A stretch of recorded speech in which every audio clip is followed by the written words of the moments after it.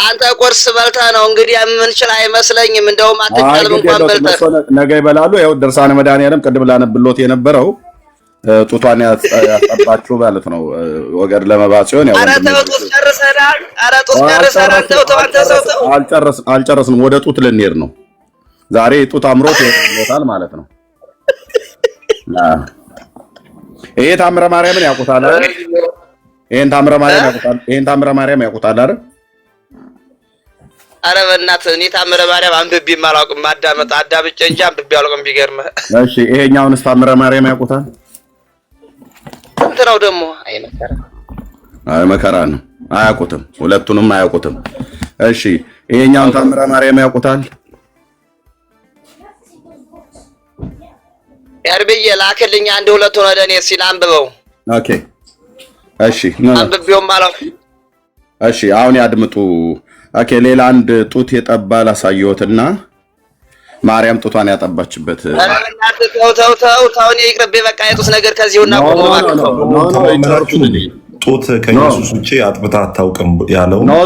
እሱ ልጨምር ነው ቅዱስዬ። እንዴ መነኩሴ ደግሞ የጠባ መነኩሴ አለ። ከታምሯ ላይ ነው የማሳየው። መቼም ታምሯን ካልካዱ በስተቀር የማርያም እኮ የእናንተ ማርያም በታምረ ማርያም ላይ የተጻፈችው እንደ ገትላም በየቆመችበት ነው የምታጠባቸው።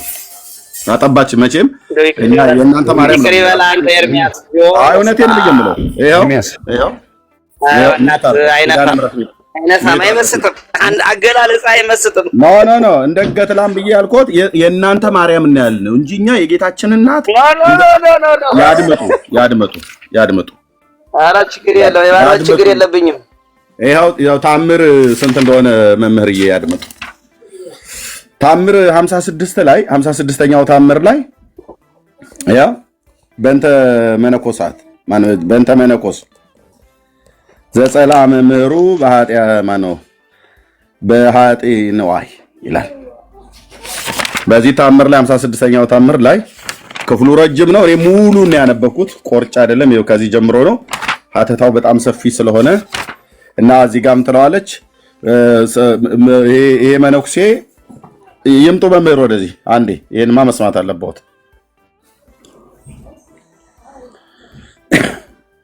መምህር ይምጡ።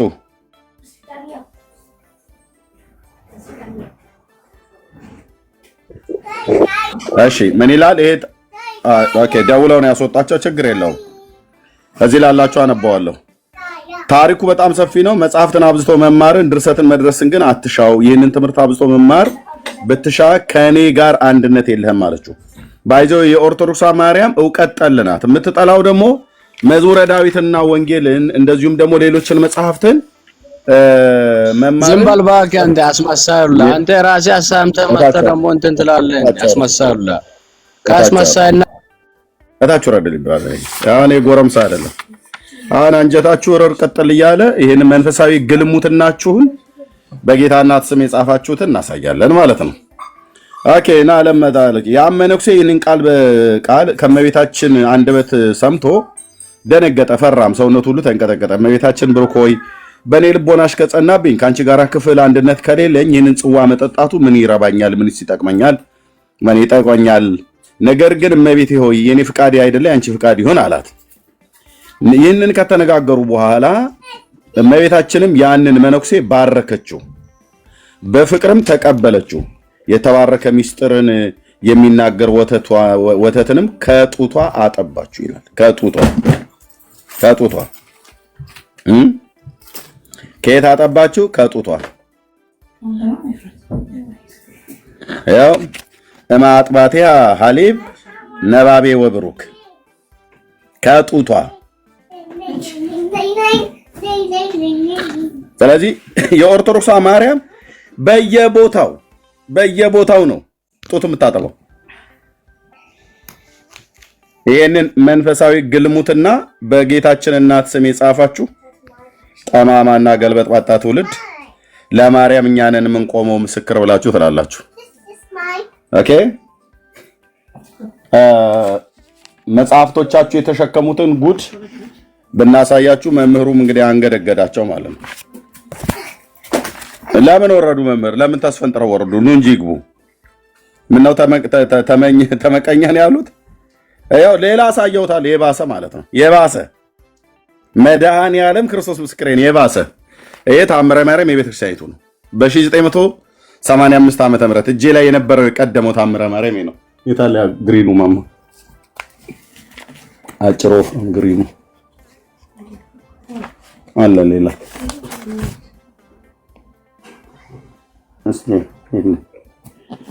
ኦኬ። አራቱም ተአምረ ማርያም ነው ያለኝ ትልልቁ። እናንተ ቤተክርስቲያን ውስጥ እንኳን አይገኝም አይደለም፣ በግለሰብ ቤተክርስቲያን ውስጥ እንኳን አራቱ በአንድነት አይገኝም።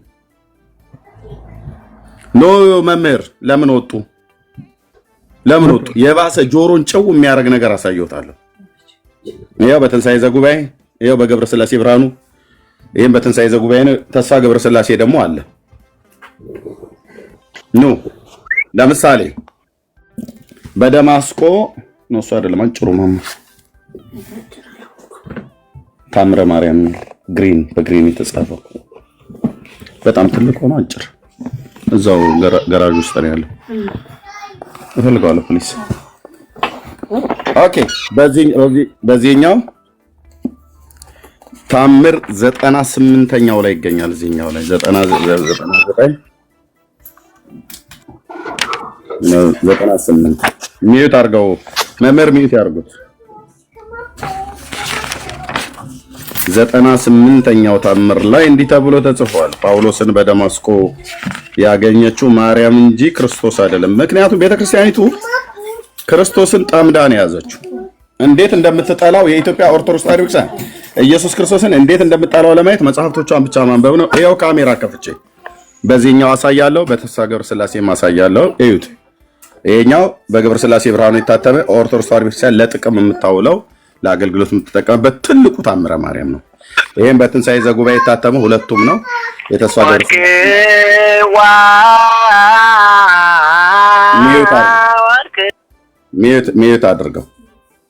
ሚዩት አድርገው መምህር።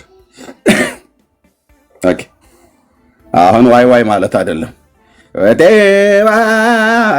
ዋይ ማለት አይደለም። አሁን አዜሙ ነው፣ አለቀሱ ነው፣ እንጉርጉሮ ነው፣ ሽለላ ነው፣ ፉከራ ምንም አልገባንም። ወርቄዋ ወይኔዋ ይስሙ እንግዲህ አንዴ ገጥመን አስተሳሰብም ድምጽ ማን ያደርጋው? ሚዩት አድርግ አውራኝ። ለምን ሚዩት አውራኝ? እታች ሆናችሁ ዋይ ነው ማለት ያለባችሁ። በግዕዝ በአራራይ ሳነብላችሁ ታች ሆነ ትሰማለህ። የሐዘን ነው አይደል? አይዞት እግዚአብሔር ያጽናዎት አባታችን። ምን ይደረጋል እንግዲህ አንዴ ሆኗል አሉ መርጌታ ተክለአብ የሚባሉ ሰውዬ። እናታቸው ሚስታቸው አይነ ስውር ነበረችና እንዲሁ ስትለፈልፍ ቅንድቧን ብለው ጣዷት። አንድ ቀን እርግብ ግቢቷን አሏት በመቋሚያ እና ዋይ ስትጮህ ምንም ጎረቤት አልመጣ አለ እና ምን አሉ እንግዲህ አንዴ ሆኗል እንግዲህ ዝም በይ አሏት እና መምህራችን አንዴ ሆኗል፣ አንዴ ተጽፏል። በዜማም ይሁን በምንም እታች እንግዲህ ይሰማሉ ማለት ነው። ይኸው ልመናዋ ክብሯ በኦርቶዶክሳውያን ላይ ለዘላለም ይደርባቸውና ማርያም ያደረገችው ታምር ቅዱስ ጳውሎስ በሁለተኛው ቆሮንቶስ መልእክቱ እንደተናገረው መላእክት እስከ ሶስተኛው ሰማይ ድረስ አሳርገውት ሳለ አምላክን የወለደች በድንጋሌ ሥጋ በድንጋሌ ነፍስ የጸናች ክብርት እመቤታችን ክብር ሲናገር እንዲህ አለ። እኔ ጳውሎስ ገና አብያተ ክርስቲያናትን በማፈራርስበትና የጌታን ደቀ መዛሙርት ለመግደል በማሳደድበት ጊዜ ይልቁንም በየመንደሩ እየገባው ወንዶችንም ሴቶችንም እየጎተቱ ወደ እስር ቤት በምጨምርበት ወቅት እነሆ ከዚያ ምዕመናንን እያደንኩ የሚይዙበትን የስልጣን ደብዳቤ ይዤ ወደ ደማስቆ ስጓዝ ድንገት ከሰማይ ብርሃን አንጸባረቀብኝ። ይህንንም በዚያን ጊዜ በምድር ላይ ወደቅሁና እነሆ በሰው ልጅ አንደበት ሊነገር ወይንም ሊተረጎም የማይቻለውን ቃል ሰማሁ። ከእኔም ጋር የቆመው የነበሩትን ድምፁን ከመስማት በቀር ምንም አላዩ። በመሬት ላይ ወድቄ እየተፍገመገምኩ ሳለው እኔ እንደ ጭንጋፍ የሆንኩ ሰው መላእክት መጥተው አጽናንተው አንስተውኝ እስከ ሰማይ ድረስ አሳረጉኝ። በዚያን ጊዜ ደምግባቷ እንደ ፀሐይ የሚያበራ ድንግል ከሩቅ ስትመጣ ተመለከቱ። ከእሷም ጋር 200 መላእክት በፊትና በኋላ እየዘመሩ መጡ። ከኔም ጋር ያለውን መልአክ ይቺ ማናት በዚህን ያህል ክብር የምትመጣ አልሁት። መልአኩም ይቺ የምታሳድደው የናዝሬቱ የኢየሱስ ክርስቶስ እናቱ ነች አለኝ። በዚያን ጊዜ ወደ እኔ መጣችና ሰላም ካለችኝ በኋላ ሳኦል ልጄን የናዝሬቱን ኢየሱስን ለምን ታሳድደዋለህ? የሾለውን ብረት ብትረግጥ ለአንተ ይብስብሃል። እኔም እየፈራው እየተንቀጠቀጥኩ እመቤቴ ሆይ ስለ ኃጢአቴ ምን ማድረግ ይገባኛል? የሰው ደም እያፈሰስኩ ወንጀለኛ ሆኛለሁና አሁንም እመቤቴ ሆይ ኃጢአቴ ይቅር በይኝ። እነሆ አንቺ የጌታ የኢየሱስ ክርስቶስ እናቱ እንደሆንሽ ተገልጾልኛል አሉ። እርሷም እነሆ ኃጢአቴ ይሰረይ ዘንድ ስለለመንሁልህ እነሆ ኃጢአትን ይቅር ብሎሃል። አሁንም በሕይወተ ሥጋ ሳለ ወደዚህ ትመጣ ዘንድ ልጄን ክርስቶስን ማለድሁት። እሱም እሺ ጥቂት ታገሻ አመጣዋለሁ አለኝ። ይልቁንም አቤቱ ልጄ ወዳጄ አታዘግይብኝ፣ ፈጥኖ ልታመጣው እወዳለሁ።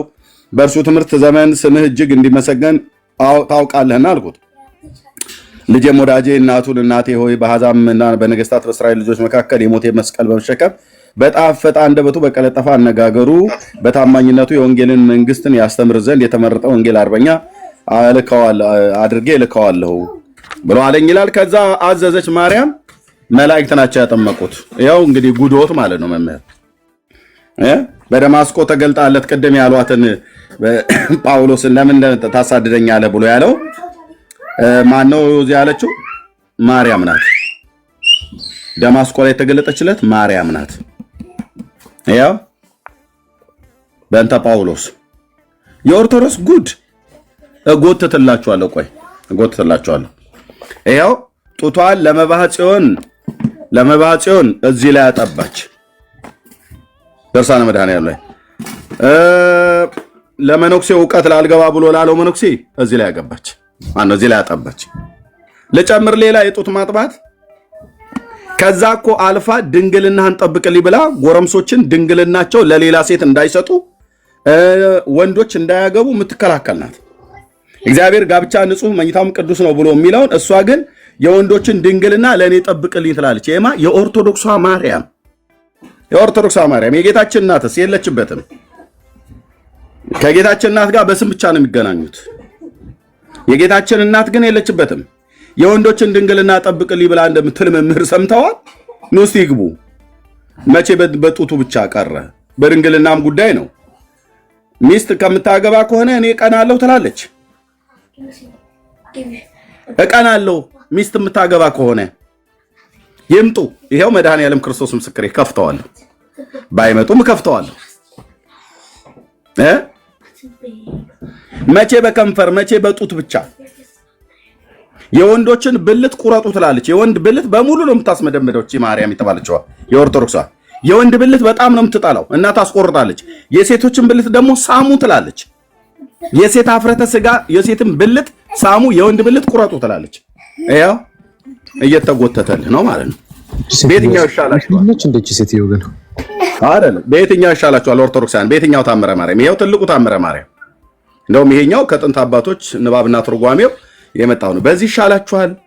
በዚህኛው ታምረ ማርያም ይሻላችኋል? ትልቁ ነው። በዚህኛው ታምረ ማርያም ይሻላችኋል? ትልቁ ነው ወይስ በዚህኛው ታምረ ማርያም ይሻላችኋል? ትልቁ ነው። እንግዲህ ምድሪቱ ላይ አለ ከብራና ውጪ ትልቁ ታምረ ማርያም አንድም አልቀረም። አራቱም እኔ ጋር አለ። በየትኛው ላይ አናግራችሁ? ከየትኛው ላይ ይነበብላችሁ? በረከቱ አንድ ያድርባችሁ ማለት ነው።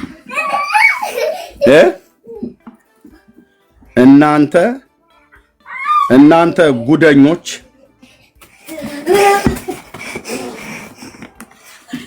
እንዳታገባ ሚስት ያገባ ከሆነ ከኔ ጋር እድል ፈንታ የለህም። የጌታችን እናት ናት ይሄን የምትለው? በፍጹም የአማኑኤል እናት አትልም። ይሄ ቅንዝርነት ነው። በጌታ እናት ስም የተጻፈ ነውረኛ መጽሐፍት የተገኘው በኢትዮጵያ ኦርቶዶክስ ቤተክርስቲያን ውስጥ ነው። ድንግልናህን ጠብቅልኝ፣ ሴትን የምታገባ ከሆነ ቀናለሁ፣ እኔ በአንተ ምክንያት ቀናለሁ ብላ አለችው። ያው መነኩሴውንም ያንንም ያን ጊዜ ከተነጋገሩ በኋላ እመቤታችንም ያን መነኩሴ ባረከችው፣ በፍቅርም ተቀበለችው። ይሄ በፍቅር ተቀበለችው የሚለው ነገር መብራራት አለበት። በፍቅር ተቀበለችው ሚንስ መብራራት አለበት። በሌሊት እየመጣች የምትገናኘው ሴቱም ልትሆን ትችላለች። ቀይ ሴት በህልማቸው ሳይሆን እመቤታችን ነች እያሉ ስለሚተረጉሙ በፍቅር ተቀበለችው። የተባረከ ሚስጥር የሚናገርን ወተት ከጡቷ አጠባችው። መቼ በባህጽዮን ብቻ አይደለም የጠባው። ይኸው እዚህ መነኩሴ 86ኛው ታምር በትንሣኤ ዘጉባኤ በኢትዮጵያ ኦርቶዶክስ ቤተክርስቲያን የታተመ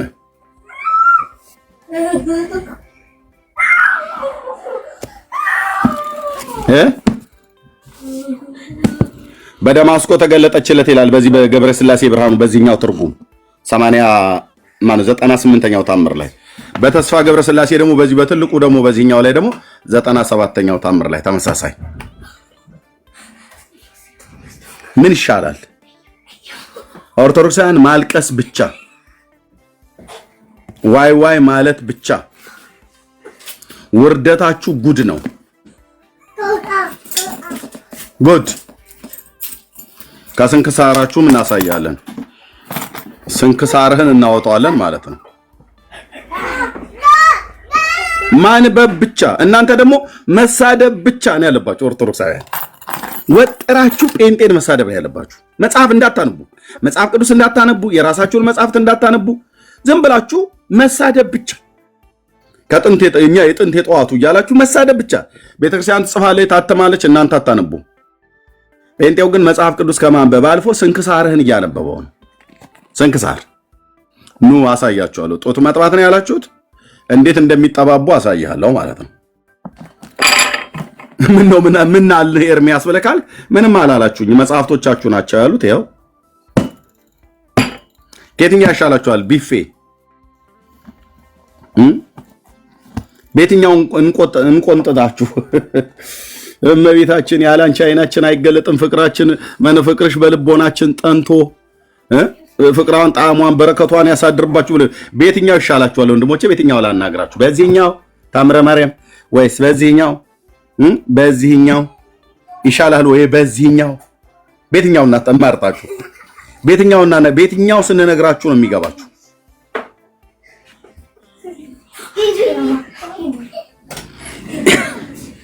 እንኳን እናንተ ሊቀ ሊቃውንት የተባሉት ፊታችን አይቀርቡም በዚህ ጉዳይ። እዚህ 900 ሰው አለ ቢያንስ እዚህ ፊት ለፊት ላይ ገባ። ከውጭ ቢያንስ ከ500 ሰው ይበለጣል። ከ1500 ሰው በላይ ይከታተላል። አይገባትም ግን አይገባትም። ድንግልናህን ጠብቅልኝ ሚስት እንዳታገባ እኔ ሚስት በሚያገባ ቀን አለው። ምን ያደርግላት ነው የወንድ ጎረምሳ ድንግልና ጠብቅልኝ ብለው የምትለው የጌታችን እናት? ልጇ ጋብቻን ይወዳል። ስለዚህም ጋብቻን ስለወደደ ወንድ ከሴት ጋር እንዲጋቡ መልካም ፍቃዱ ነው ዘፍጥረት መጽሐፍ ላይ የሚናገረው ማለት ነው። ጋብቻንም ስለሚያከብር ነው ጌታችን መጥቶ በመጀመሪያው ተአምራትን ያደረገው በገሊላ ቃና በሰርግ ቤት ነው ያደረገው። ይሄ ማለት በዘፍጥረት መጽሐፍት ላይ መጀመሪያ ያው ታምር 92 በዚህኛው ምን እንዳለችው እዚህ ክፍል ላይ ማለት ነው። በዚህ ክፍል ሙሉ ማለት ስትገቡ አነባዋለሁ እና ይጠያየቃሉ ከዛ ጎረምሳ ጋራ ወጠፍሻ ጎረምሳ ጋራ የጌታና የተባለችው ብላቴናም እንዲህ ትወድኛለሽ አላት። ከብዙ ጀምሮ ሲነጋገሩ ሳለው አንድ ነገርስ እንኳን አልመለስሽልኝም ነበርና አላት። ያወራታል አትመልስለትም። ግን በኋላ ላይ ምን ትለዋለች? አንተስ ምን ያህል ትወደኛለህ አለችው። እኔስ ከሰውነቴና ከእናቴ ከአባቴ ከዘመዶቼ አብልጬ እወድሻለሁ አላት። መዋደዳቸውን እየተጠየቁ ነው። ያንቺስ? እኔ ከእናቴ ከአባቴ ከወንድሞቼ ከሁሉ ነው አብልጬ የምወድሽ። ምን ትወደኛለህ አንቺ ትወጂኛለሽ ወይ ብሎ ሲላት ምንም አልመለሰችለትም። ምክንያቱስ አትወደውም ወይ ጥርቅም አድርገው ያንተን ንገረኝ፣ ያንተን ፍቅር የኔን ተው። ኦኬ እንግዲህስ ወዲህ ከንጽህና ጋራ እንድትወደኝ አውቃለሁና በእኔ አምሳል እንደመሆን ከኔ በቀርም ሚስት ባታገባ እወዳለሁ። ሚስት ባታገባ እወዳለሁ አለችው። ተወደኛለህ? ከእናትህ ከአባትህ ከሚስትህ ከምናምን ከእናትህ ከአባትህ ከዘመዶችህ ይልቅ ነው አብልጠህ የምትወደኝ? እንግዳ ከንጽህና ጋር ውደደኝ እና ሚስት እንዳታገባ፣ ሚስት የሚባል ነገር ሴት ጋር እንዳትደርስ አለችው። መልኬን ትረዳ ዘንድ እንሆ አለሁልህ አለችው። ይሄው መልኬ ቁንጅናዬን አየው ያለች ማለት ነው። ምናልባት በፊቱ እየተሽከረከረች ነው ያሳየችው። መልኬን ትረዳ ዘንድ እንሆ አለሁ አለችው። ያየኸኝ ነው መልኬን ቆንጅዬ አይደለሁ? እንዴት ነው ፀጉሬ፣ የጥርሶች አቀማመጥ እያለች እንደሚያሳዩ ማለት ነው። አንድ የተወደደች ሴት ይበልጥ እንድትወደድ ምናልባት ሰውነትሽን አሳይኝ ብሎ ቢላት ከነ ልብሷ ጭምር ወይ ከልብሷም ውጪ ምናልባት ሴቱ ሁሉ እንደዛ ስለሚያደርግ ማለት ነው። ያው ዳንስ አክሮባት እየሰራች ዳሌዋንም ቁመኗንም መቀመጫዋንም እንደምታሳየው አይነት ነገር ነው እዚህ ጋር የተጻፈው። መልኬን ትረዳ ዘንድ እንሆሃለሁ እንድታየኝ ወመትችለ ተገልጬልሃለሁ። ብላቴናውም ወደ ስዕል በተመለከተ ጊዜ እሷ እዚህ ተገልጣለት ትረዳ ዘንድ አለሁ እያለችው ምን ስዕል ያስመለክተዋል? ከመልኳ ማማር ደም ግባት የተነሳ ከእርሷ ከሚወጣ ብርሃን ብዛት ሊሰለች አልቻለም። እያየ ማለት ነው። ሚስት እንዳታገባ ተነስተህ እጅን ስጠኝ የምቀና እኔ በአንተ ምክንያት እቀናለሁና አለችው። እቀናለሁ ሚስት እንዳታገባ ነግሬሃለሁ። ሴት ጋር የሚባል ነገር እንዳትደርስ ሚስት እንዳታገባ የኦርቶዶክስ ማርያም ማለት ነው። እንዳታገባ እጅህን ስጠኝ ለኔ ልብህንም እጅህንም ስጠኝ። እኔ መልኬን አሳይቻለሁ አንተ እጅህንና ማንነትህን ስጠኝ ከንጽህና ጋር እንድትወደኝ እወዳለሁ። ብላቴናውም ተነስቶ ወደ እርሷ ሄዶ በእጇ ስዕልን ሰጠችው። ስዕል ነው የምትሰጠው ደግሞ እሱም እጁን ሰጣትና 2 ጊዜ እጇን ይዞ ከደስታው ብዛት የተነሳ በፍጹም ለቅሶ አለቀሰ። ጠብቀኝ አለችው። ጠብቀኝ ድንግልናህንም ጠብቅ አለችው። ከማንም ሴት ጋር እንዳትማግጥ ድንግልናህን ጠብቅ። ለማ ለእርሷ ከንጽህና ጋር እንድትወደኝ አለችው። አውቃለሁ ድንግልናህን ጠብቅ። ድንግልናውን የሚጠብቅ ወንድሜ ይሆናልና አለችው። ልብ በሉ ድንግልናውን የሚጠብቅ ወንድሟ ይሆናል። ኦኬ ወንድሟ ነው ማለት ነው። ይሄ ሰውዬ ወንድሟ ከሆነ እህት ወንድሟ ሚስት ሲያገባ የምትቀና እህት አለች። አሁን እዚህ ጋር ወንድሜ ብላ አለችው። ድንግልናውን የሚጠብቅ ወንድሜ ይሆናልና አለችው። ኦኬ እህቱ ነች ማለት ነው። በዚህ ቃል መሰረት እህት ከሆነች ወንድሟ ሚስት ሲያገባ ቀናለሁ ብላ ምትልታለች። እኔ ምቀናኔ በአንተ ምክንያት ቀናለሁና አለችው። እህቱ እኮ ነሽ፣ እህቱ ነሽ። ድንግልና ወንድሜ ነው ብለሻል። ታዲያ ለምን ትቀኛለሽ? በወንድምሽ ሚስት ቢያገባ ጉዳዩ ሌላ ነው ወንድምዬ። ዋቱ ጅራ ይላል ኦሮሞ። ጉዳዩ ሌላ ነው።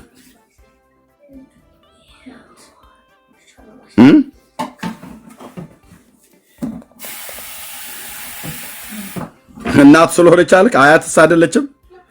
እናት ስለሆነች ነው ድንግልናን ጠብቅ ብላ ምትለው። እናት ስለሆነች ነው ቀናለሁ ብላ ምትለው። የምቀና እኔ በአንተ ምክንያት እቀናለሁ አለችው።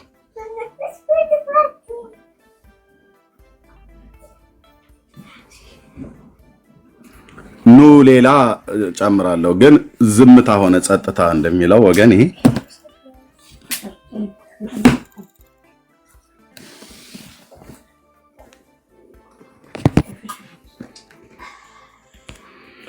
የጡቱ ጉዳይ ብቻ ነው ያስገረሙት። ስንት ጉድ አለ። ሰማይ ምድር ሊሸከመው የማይችል ውሸታችሁ መቼ ተዝቆ ያልቃል? ደግሞ እናንተም ብሎ ማርያምን ወዳጅ እኛ ፍቅሯ በልባችን የጠናብን እመቤታችን እግዝእትነ ማርያም እኛ ለኛ አይናችን ነች ብርሃናችን ነች ብሎ ይላሉ። ሲጀምር ማርያም የጌታ እናት ለማንም አይን ሆና አታውቅም። ኦኬ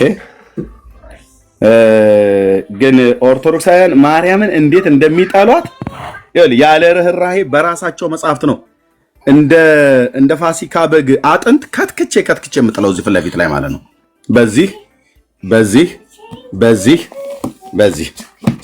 በአራቱ መጽሐፍት ነፍስ ከስጋ እስኪላቀቅ ድረስ እያገላበጥኩ ወቃለሁ አልኩ ማለት ነው። እዚህ ናና መልስ እነዚህ መጽሐፍቶች የራሳችሁ የቤተክርስቲያን መጽሐፍቶች ናቸው። በትንሣኤ ዘጉባኤ፣ በተስፋ ገብረስላሴ፣ በገብረስላሴ ብርሃኑ፣ በትንሣኤ ዘጉባኤ የታተሙ አራቱንም ቤተክርስቲያኒቱ ለአገልግሎት ትጠቀምባቸዋለች። በየትኛው ላናግራችሁ? በከለር በዳለቻው በግሪኑ ወይስ ይሄ ምንድነው የሚባለው? ውሃ ሰማያዊ ነው የሚባለው? በነጩ በየትኛውን አማርጡና ግቡ። እውነቴን ብዬ የተፈጠርክበትን ቀን እስክትጠላው ድረስ እዚህ ውስጥ ያለችዋን ማርያም ብላችሁ ያላችኋትን ጣዖት አሳያችኋለሁ። የጌታችን እናት ቅድስት ድንግል ማርያም እሷ እኛ ጋር ነው ያለችው፣ መጽሐፍ ቅዱስ ላይ ማለት ነው። መጽሐፍ ቅዱስ ላይ ነው ያለችው የጌታዬ እናት የአማኑኤል እናት አሳያለሁ። የወንድ ብልት ቁረጡ የሴት ብልት ሳሙ ብሎ የሚል እንግዲህ ሄደ በረከቷ እንዲያድርብህ የእህቶችን ሁሉ ጭን እየከፈትክ አንድ የእመቤታችን ሳሙ ብላለችና በታምር 48 መሰረት ማለት እመቤታችን አዛናለች። ወገኖቼ አንቺ እባክሽ በረከቱ እንዲደርስብኝ አስሚኝ ብለህ በላት። በርግጫ እርግብ ግቢትህንና አፍንጫህን ነስር በነስር አድርጋ ቀበና ወንዙ ውስጥ ጨምርህ ያኔ እንሸኛለን ማለት ነው ጉድጓድ ቆፍረን አዎ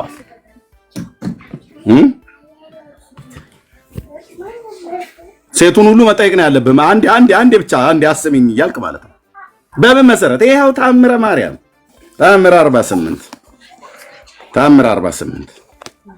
አሁን ኦርቶዶክሳውያን ወገኖች እህቶችን መጠየቅ ብቻ ነው ያለባችሁ በረከቱ እንዲያድርባችሁ ምን ለማለት የሴት ብልት ለመሳም ይሄው ዮሐንስ አፈወርቅ ስሙ አንተ ትቀራለህ እንዴ ኦርቶዶክሳዊ ወጣት በዚች ሃይማኖት መኖር ለኛ እንዴት መታደል ነው ብለህ ትለኛለህ አይደል እና ዮሐንስ አፈወርቅ ስሙ አንተ ትቀራለህ እንዴ ወንድሞቼ አምላክም በወለደች በድንጋሌ ስጋ በድንጋሌ ውስጥ በጸናይ በክብርት እመቤታችን ገናንነት የሴትን ሀፍረተ ስጋ በሳመ ጊዜ ሊቀ ጳጳስነትን ሳይሾም አስቀድሞ አፈወርቅ እንዳለችው እኮ ይላል ይሄ ቤተክርስቲያን አባት ነው ምን ተብሎ ነው አፈወርቅ የተባለው የሴት ብልት ስሙ ታዲያ ወይኔ በላቸው ብለህ አንተስ ታዲያ እኔ ከማን አንሳለሁ ብለህ መሳም ነው ያለበት ለመሳም እህቶችን ጠይቅ ያዛ እርግብ ግቢትን ታነግልልሃለች ማለት ነው አንዷ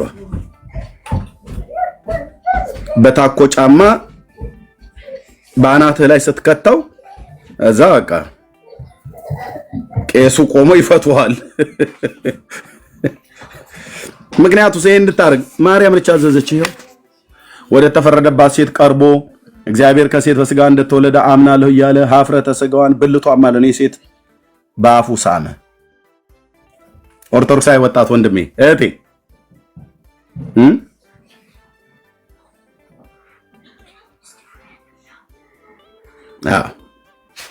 ስንት ዓመት 10 ዓመት ሙሉ ነው ያነበብኩት እሺ አንድ እነዘበነ እየሰሙ አገልጋዮቹ ለየሰሙ በሙሉ አክሊለ ብቻ ነው ይሄን ታሪክ አልቀበልም ያለው አክሊለ ወጣ አልቀበልም ማለት እንዴት አልቀበልም ትላለህ የእመቤታችንን ታምር አሉ ደግሞ ተነሱና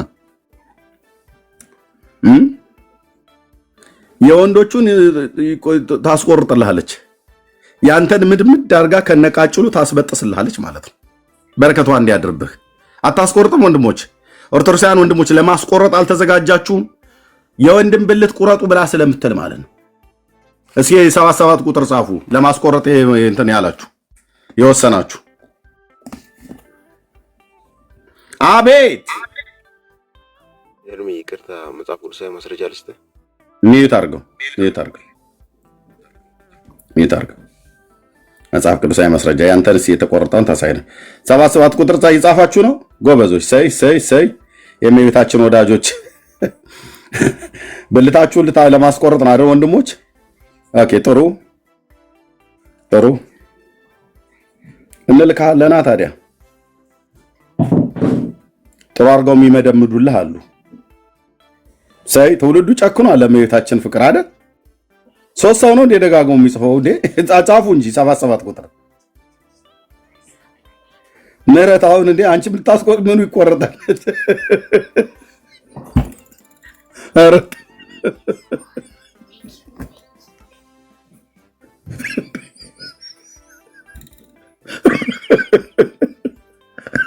የወንዶች ቆር የተባለው እንዴት ነው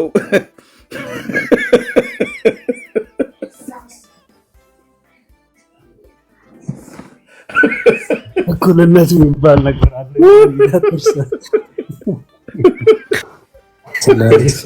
ስለ ሂውማን ሄር ያወራን መስዋዕት ነው እንዴ ሂውማን ሄር መስዋዕት ነው እውነትን እኮ ነው ዳግዬ ይሄ እኮ የተባለው ብልት ነው ብልት ወንዶች ብልታቸውን ያስቆርጡ ነው የተባለው ዘው ብለሽ እኮ ገባሽበት እህትዬ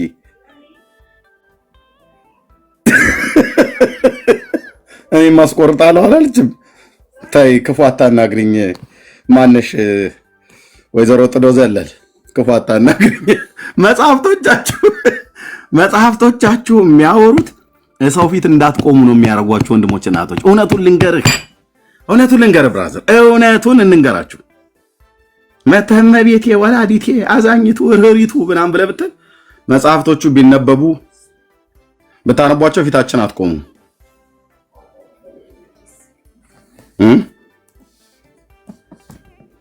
እሺ ወንድማችን ምንድነው ከመጽሐፍ ቅዱስ የምታሳየኝ የወንድ ብልት ማስቆረጥ ነው ወይስ የሴት ብልት ሳሙ ብለው ያለበት እሺ ልስጥህ። ምንድነው? አይ ምንድነው የምትሰጠኝ? የሴት ብልት ሳሙ ወይስ የወንድ ብልት ቁረጡ? ከሁለቱ አንዱ ለይልኝ። ቶሎ በል። አፍጥ ነው እንጂ እያሱ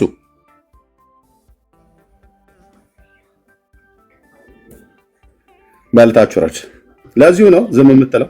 ቆይ ያስቆረጣል። እታችሁ ረች ደሞ ልስጥ አላለኝ በመሀከል ላይ እንትን ብሎ። ኦኬ መጽሐፍቶቻችሁ ውስጥ ያለ ጉድ ወንድሞች ልትደብቁት አትችሉም። በተለይ እነዚህ መጽሐፍቶች በማርያም ስም የተጻፉ ቢያንስ በትንሹ ማለት ነው። ታምረ ማርያም፣ ታምረ ማርያም፣ ታምረ ማርያም፣ ታምረ ማርያም፣ ታምረ ማርያም እንኳን ለማንበብ አይደለም እንደዚሁ ለማየት እንኳን ራሱ ይደክማል። የገጹን ብዛት ይሄው ናና እኔ ፊት ቁምና አውራት።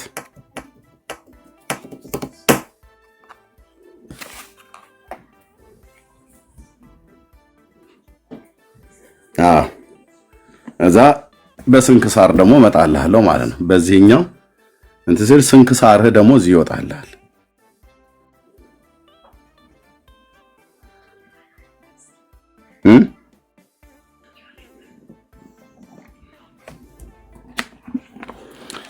ኦኬ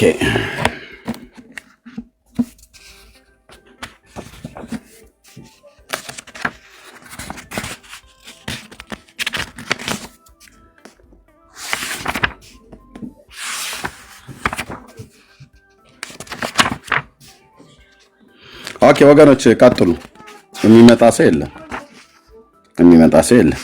ያበደ ካልሆነ በስተቀር የሚመጣ ሰው የለም። ቢመጣም ነፍስ ከስጋው ነው የሚላቀቀው። በምን? በመረጃ ለዘመናት ትውልድ ላይ ስትቀልዱ ኖሯችኋል። አሁን የሚቀለድባችሁ ዘመን መጣ ማለት ነው። መጽሐፍቶቻችሁ ተከብረው ነበር የኖሩት፣ አሁን ይነበባሉ። ችግር የለውም። እኔም ይኸው አክብሬ ይዣቸዋለሁ። መጽሐፍቱን በመጽሐፍነት ደረጃ ህዝቤ በብዙ ሚሊዮን የሚከተል የሚያከብረው ስለሆነ አክብሬ ይዣለሁ። እኔ ዋናው መጽሐፉን መቅዳ። አንዳንዶች ሰው የተናደው መጽሐፍ ይቀዳሉ። ነው አትቅደድ። መጽሐፍ ለምን ትቀዳለህ?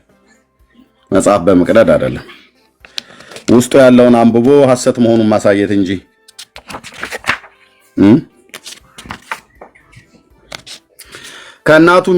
ከእናቱ ጋራ 10 ጊዜ የግብረ ስጋ ግንኙነት የተገናኘ ሰውዬ እና በቅዱስ ቁርባን ሰዎችን ሲገድል የነበረ ሰው በረከታቸው ይደርብንና ያሉ እዚህ ላይ ተጽፏል።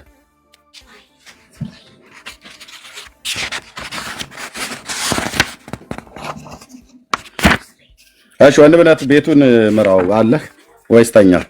ነገሩ እንደዚህ አይነቱ ነገር እኮ ምን እንቅልፍ ነው የሚያመጣው? አዚም ስለሆነ ማለት ነው።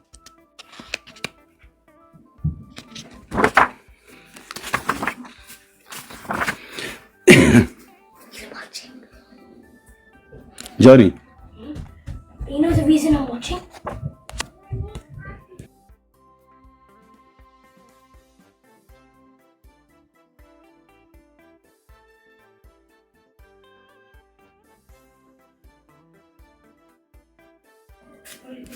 Okay. Okay. This can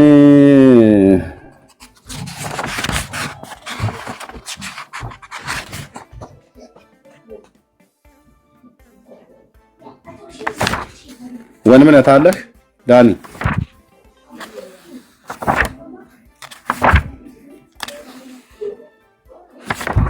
ጥር 18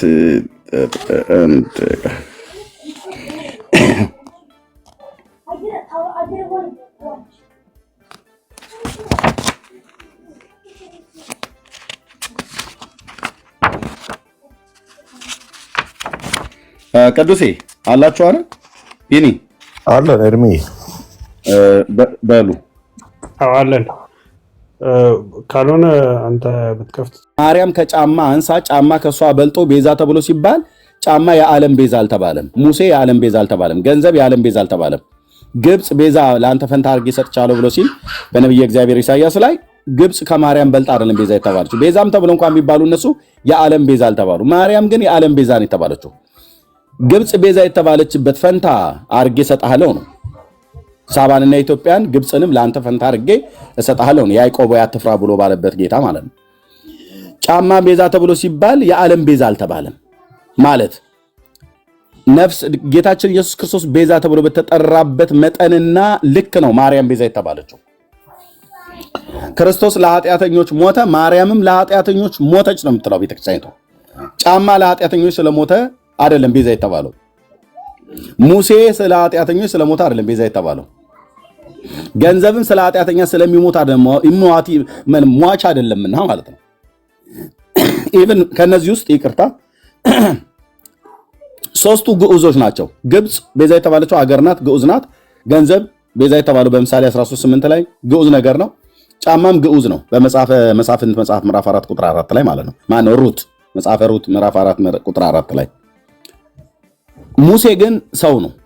ሙሴ እንኳን ራሱ ቤዛ ተብሎ የተባለበት ታላቁ ነብይ ለእስራኤል ልጆች በደልና ኃጢአት ስለሞተ ወይ ለዓለም ሁሉ በደልና ኃጢአት ስለሞተ አይደለም። እሱ በአውዱ ነው የሚታየው። ማርያም ግን ማነው ክርስቶስ ግን ቤዛ ብሎ ሲለው መጽሐፍ ቅዱስ ላይ ዘመጦ ርዕሶ ቤዛ ኩሉን ነፍሱን ስለ ብዙዎች ቤዛ ሰጠ ነው ማለት ሞተ ነው። ክርስቶስ ለኃጢአተኞች ሞተ ነው።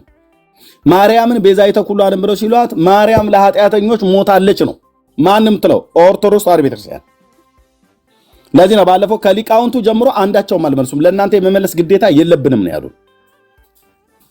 ለምን እዚህ ሊጠየቁ ነው። ተትናንት ወዲያ በነበረን ሙግት ላይ ታችሁታል። መርጌታም ነበሩ፣ ሰረቀ ዲያቆና ጊዜም ነበር፣ እኔም ነበርኩኝ። ልንጠይቃቸው ነው። ሊጠይቁ ስለሆነ እያንዳንዱ የገቡት ከመምህር ፋሲካው ጀምሮ እስከ ሊቀ ሊቃውንት ቀለም ወርቅ የገቡት በሙሉ ለእናንተ የመመለስ ግዴታ የለብንም ነው ያሉት። ማርያምን ቤዛ ያሏት ለሰው ልጆች በደልና ኃጢአት ስለሞተች ነው። ለወንድሜ መርጌታ ሙሴ ሰጠዋለሁ። ኦኬ እሱ ከኔ የተሻለ ግዕዙንም ሞያውም ስላለው ማለት ነው።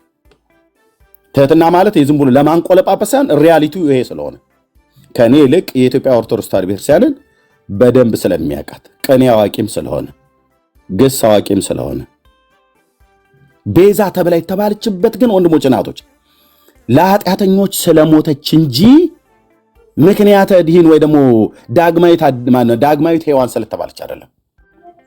ሲያታልሉ ሲዋሹ እንኳን በቃ እንትን የላቸውም። እኔ እኮ አንዳንዴ በቃ ምንድነው ወጣቶቹ ይብራብህ እኮ ይሉሃል፣ በቃ በርቶብሃል ምናምን ነገር ይሉሃል። ማለት ያው አታስፎግረን ማለት አሁን እዚህ ጋር ብታቆም አይሻልም ብለው ይሉሃል። እነኚህ እኮ መጽሐፍ ገልጠህ ስታሳያቸውም ቅድም አሁን ለመምህሩ ስናሳያቸው ይስቁ እንደነበረ ማለት ነው። እና ይሄን ነው የምንለው። ጸጋ ይብዛላችሁ። መርጌታ ሙሴ ወንድሜ እንኳን ደህና መጣ። መቀጠል ትችላለህ። እናንተ ጋር ሌሊት ስለሆነ ለእናንተ ቅድሚያ ልስጥ። የምትለው ነገር ካለ ማለት ትችላለህ። ሰላም ለእናንተ ይሁን። እንዴት አላችሁ? ደህና ናችሁ ሆይ? ጌታ ይመስገን ሁሉ ሰላም ነው። እግዚአብሔር ይመስገን ሁሉ መልካም። እናንተ እንዴት አላችሁ? ደህና ነን። አገልግሎት በጣም በስቶልሃል፣ ተያይዘዋል። እደውልልሃለሁ ብዬ ነበር በውስጥ ሜሴጅ ጽፈህልኝ አሳይታኝ አሁን እጅግ ደስ ያለኝ። አሜን አሜን። ቀድሞ አብረን እናገለግልበት ከነበረው እኔና አንተም አብረን እናገለግልበት ከነበረው የበለጠ ሰፍተህ እንደሆነ ነው ያየሁትኝ በላክልኝ ነገር ላይ። የአብርሃም አምላክ አሁንም ዳርቻህን ያስፋ። እናወራለን ግን በውስጥ እሺ። ወንድምህ የመጀመሪያው ነገር መቼም እግዚአብሔር ሁልጊዜ በስራ ላይ መሆኑን ያየንበት ሰዓት ነው። ይሄ ሳምንት ይሄ ጊዜ እግዚአብሔር ከኛ ጋር መሆኑን እግዚአብሔር የልጁን ሞት እንዳከበረ ያየንበትን ሁልጊዜ የሚያድስ አምላክ መሆኑን የተመለከትንበት ጊዜ ነው። ስለዚህ እግዚአብሔርን እናመሰግናለን። እንግዲህ በእኛ ቤተ ክርስቲያን ድንግል ማርያም ከክርስቶስ ጋር በሁሉም ነገር እኩል የምትመለክበት አንዱ ትምህርት ማርያም ቤዛዊተ ኩሉ ዓለም የሚል ነው እና ቤዛ የሚለው ቅድም ተርጉመዋል። በመጽሐፍ ቅዱስ አስተምህሮ ላይ ፈጽሞ አንድትም ቦታ ድንግል ማርያም ቤዛ ተብላ የተጠራችበት ክፍል የለም። የመጀመሪያው የድፍረት ኃጢአቱ ማርያምን ቤዛ ብሎ መጥራት ነው። ተውት በጎችና ከብቶች ሌሎቹ ቤዛ በሆኑበት ልክ እንኳን ድንግል ማርያም በመጽሐፍ ቅዱስ ቤዛ ተብላ አታውቅም። ስለዚህ ድንግል ማርያም ቤዛ ናት የሚለው አስተምህሮ ሀገር በቀል ነው። ሀገር በቀል እዚህው ኢትዮጵያ ውስጥ የተፈበረከ ኢትዮጵያ ውስጥ ያለ ትምህርት ነው። የመጀመሪያው ይሄን መታወቅ ያለበት መጽሐፍ ቅዱስ ውስጥ ከሌለ ተጨምሯል ማለት ነው። ይሄ ስህተት ነው። አትጨምር የሚለው ቃል ተጥሷል። ሌላው በጣም ትናንትና ሊቃውንት ተብዮቹ የሊቃውንት ጉባኤ ሰዎች የግዕዝ አዋቂ ነን የሚሉ ሰዎች በቃላት ትርጓሜ ለማጭበርበር ሞክረዋል። ግስ ያላረፍተ ነገር ራሱን አይችልም። ለምሳሌ ተደረ ተመገበ ቢል የተመገበውን አካል ካልተናገረ ባቄላ ይሆን ስንዴ ይሆን ጤፍ ይሆን ዳቦ ይሆን እንጀራ ይሆን በራሱ አይታወቅም። ተመገበ እንጂ ምን ተመገበ? ምንድነው የተመገበው ነገር? ስለዚህ ግስ ብቻውን የቃል ትርጉም ካልሆነ በስተቀር አረፍተ ነገርን አይዝም። ስለዚህ ቤዛ የሚለው ቃል ቤዘወ አዳነ፣ ከምን እንዴት በምን ምክንያት የሚሉ ነገሮች መሰጠት አለበት። ለምሳሌ ሙሴ ቤዛ ተብሏል። ታዲያ ቤዛ የተባለ እኮ እስራኤልን ነፃ አውጥቶ ነው። አንድ ተባልከው። ስለዚህ አረፍተ ቤዛ የሚተረጎመው እስራኤልን ከግብፅ ምድር ተልኮ ነፃ ከማውጣቱ ጋር ተያይዞ እንጂ የሚተረጎመው ዝም ብሎ ሙሴ ቤዛ ተብሏል ተብሎ አይተረጎምም። ከምንድነው ሙሴ ቤዛ የተባለው? ጫማ ቤዛ የተባለው ከምንድነው? እንስሳቶች፣ ገንዘብ ቤዛ የተባለው ለምንድን ነው? ከምንድን ነው የሚያድነው ተብሎ መጀመሪያ በአረፍተ ነገር መተርጎም መቻል አለበት እንጂ ግስ ብቻውን ምን አይሆንም፣ ራሱን የቻለ ትርጉም ሙሉ ትርጉም አይሰጠንም ማለት ነው። ስለዚህ ቤዛው አዳነ ሲል ቤዛ ምትክነትን ነው የሚያሳየው።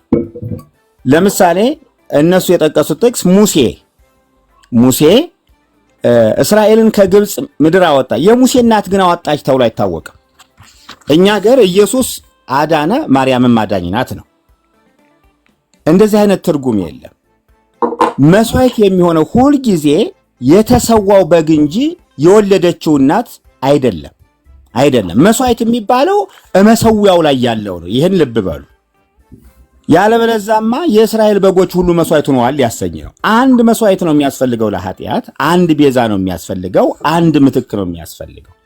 ምትኩ ምሉ እስከሆነ ድረስ ሌላ አያስፈልግም። ስለዚህ ድንግል ማርያም ቤዛ ናት የሚለው ገና ልጇ ቤዛ ሆኗልና እሷም እናት ናትና የሚል ትርጉም በራሱ ስህተት ነው። ስለዚህ በእኛ ቤተ ክርስቲያን ድንግል ማርያም ስትወለድ ጀምሮ፣ በነገራችን ላይ ስትወለድ ጀምሮ ቤዛ ሆና ነው የመጣችው፣ ለቤዛነት ነው የመጣችው ነው የሚል። ለምሳሌ ላሳያችሁ። ይትባረክ እግዚአብሔር ወይታኮስ ስሙ ኪያኪ ሰናይተ ዘፈጠረ ለቤዛ ብዙሃን እስመ መሐሪተ አንቲ ለሕይወተ ኩሉ ዓለም ነው የሚለው። ኪያኪ ሰናይተ ዘፈጠረ ለቤዛ ብዙሃን፣ ለብዙዎች ቤዛ አንቺን ፈጠረ ነው የሚለው። ስለፈጠረ እግዚአብሔር እናመሰግናለን ይላል። ተመልከቱት። ስትፈጠረ ራሱ ለቤዛነት ነው የተፈጠረችው ነው የሚል ትምህርቱ ይሄ ነው። ለአዳኝነት ነው የተፈጠረው። ይሄ ከዘላለም ሕይወት ጋር ነው እንጂ ያለው ከሰው ልጆች ጋር ሕይወት ነው እንጂ ያለው እነሱ እንደሚሉት ከቁሳዊ ነገር ጋር ፈጽሞ የሚያዝ በምድር ላይ ስላለው አገልግሎት ብቻ የሚያዝ አይደለም። ስለዚህ በእኛ ቤተ ክርስቲያን ድንግል ማርያም ቤዛ ተብላ የተጠራቸው ከዘላለም ሕይወት ጋር ተያይዞ ነው። ስለዚህ ጳጳሱ ያሉት ትክክል ናቸው። ነይ እምየ ማርያም ቤዛ ነሽ አሉ ለዓለም አይባልም ያሉት የክርስቶስን ቤዛነት ምን የሚያደርግ ነው? የሚጥስ ነው። ዚቅ ኪዳነ ምሕረት ዚቅ ላይ ኪዳንኪ ኮነ ለኃጥአን ቤዛነ። ይሄ ትምህርቷ ነው። በነገራችን ላይ የድህነት ትምህርቷ ነው። ማርያም አዳኝ ናት የሚለው የዘላለም ሕይወት አስተምሯ ነው የቤተ ክርስቲያኗ። ስለዚህ ያለ ማርያም ዓለም አይድንም ብላ እኮ የምታምን ቤተ ክርስቲያን ናት። ምንም ኢየሱስ ኖረም አልኖረም እኮ ምንም ጥቅም የለውም የኢየሱስ መኖር። የዘላለም ቤዛ አድርጋ ነው የምታየው። ይሄ አንዱ ስህተቷ ነውና ሊቃውንተ ቤተ ክርስቲያን ከግስ አኳያ ራሱ የሚተረጉሙት ራሱ ስህተት ነው። የመጀመሪያው ነገር በመጽሐፍ ቅዱስ ላይ የሌለን ነገር አምጥቶ በከመ ፈቀደ ይገብር የተባሉ ይመስል የኦርቶዶክስ ተዋሕዶ ቤተክርስቲያን ካህናቶች ሁሉን ነገር ለማርያም የመስጠት አብያዜ ያለባቸው። ይግቡና እንነጋገር። ቤተክርስቲያኗ ክርስቶስን ቀምታ ለእናቱ ሰጥታለች። እንዲህ አይነት ቤዛነት የለም። ለምሳሌ ቅድም ያልኩትን ይሄን ይሰመርልኝ። አንደኛ የተሰዋው ነው እንጂ ቤዛ የሚባለው ያልተሰዋች እናት ወይም በግ ቤዛ አትባልም። አያትንም እናትንም ቅድመ አያትንም ቤዛ የምናረግ ከሆነ ስህተት ነው። ኢያሱ እንኳን ለእስራኤል እንደው ቤዛ ሆኗል ብለን ብንል እስራኤልን መርቶ ከነዓን አስገብቷል ለማለት ነው እንጂ የኢያሱ እናት መሪ ናት አይባልም። አዳኝ ናት አይባልም።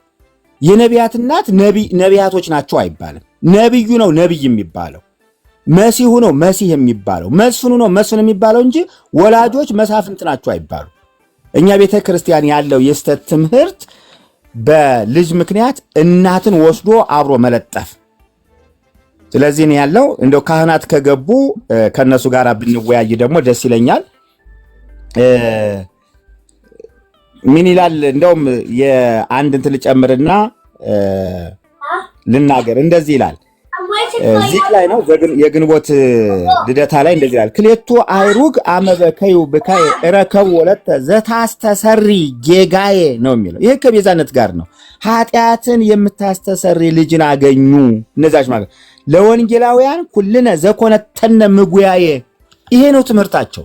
ከነገረ ድህነት ጋር ነው ቤዛ የሚተረጎመው።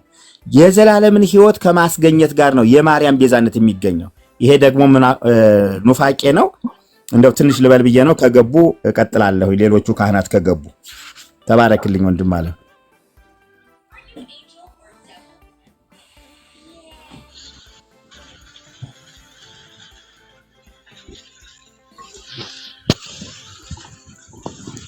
ሰላም ለእናንተ ይሁን። ሰላም አላችሁ። ተባረኩ። መርጌታ ጸጋ ይብዛል። በጣም እናመሰግናለን። ድንቅና ግልጽ ነው። የእግዚአብሔር ሰላም ከሁላችሁ ጋር ይሁን።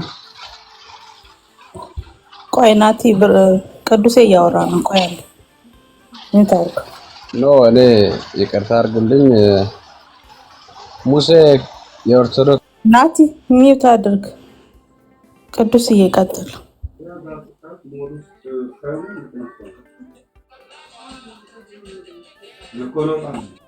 ቅዱስ ያለ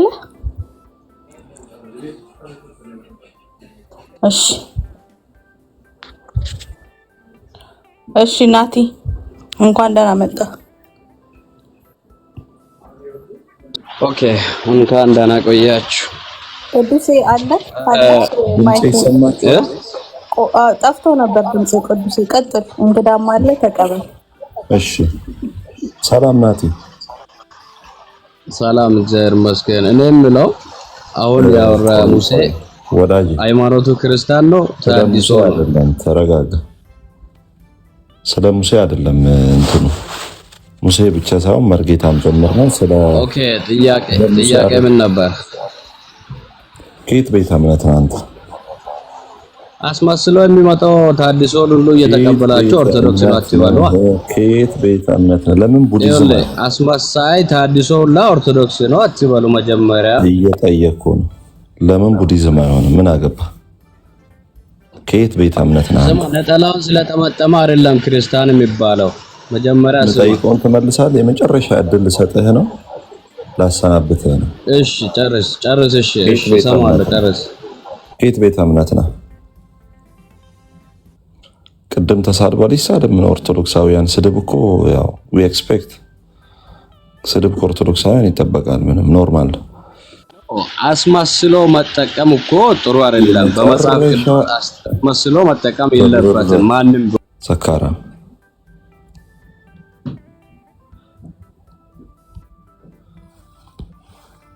ከየት ነው መጥቶ የሚዘለው የሰውዬ? ሌላ ኦርቶዶክሳውያን እስቲ ላኩልን። ማርያም ቤዛ ናት የምትሉ ሌሎች ኦርቶዶክሳውያን ላኩልን።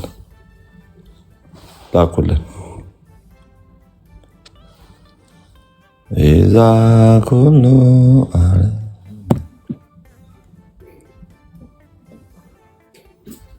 እሺ ዳንኤል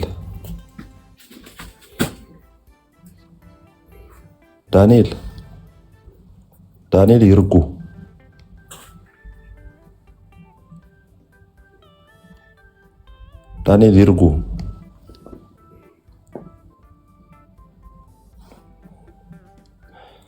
በስማ ምንም እኮ በቃ ፋታ አልሰጣቸውም። ኤርሚና ዳኒ ሳምንቱን ሙሉ በቤዛ ጉዳይ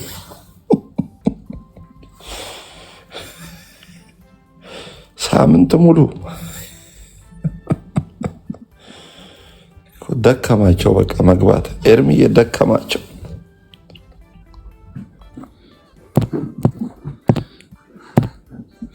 እንዲደክሙ እንዴት ተፈለገው? ወንድምነት ሲደክሙ ነው ጌታም ጋር የሚመጡት።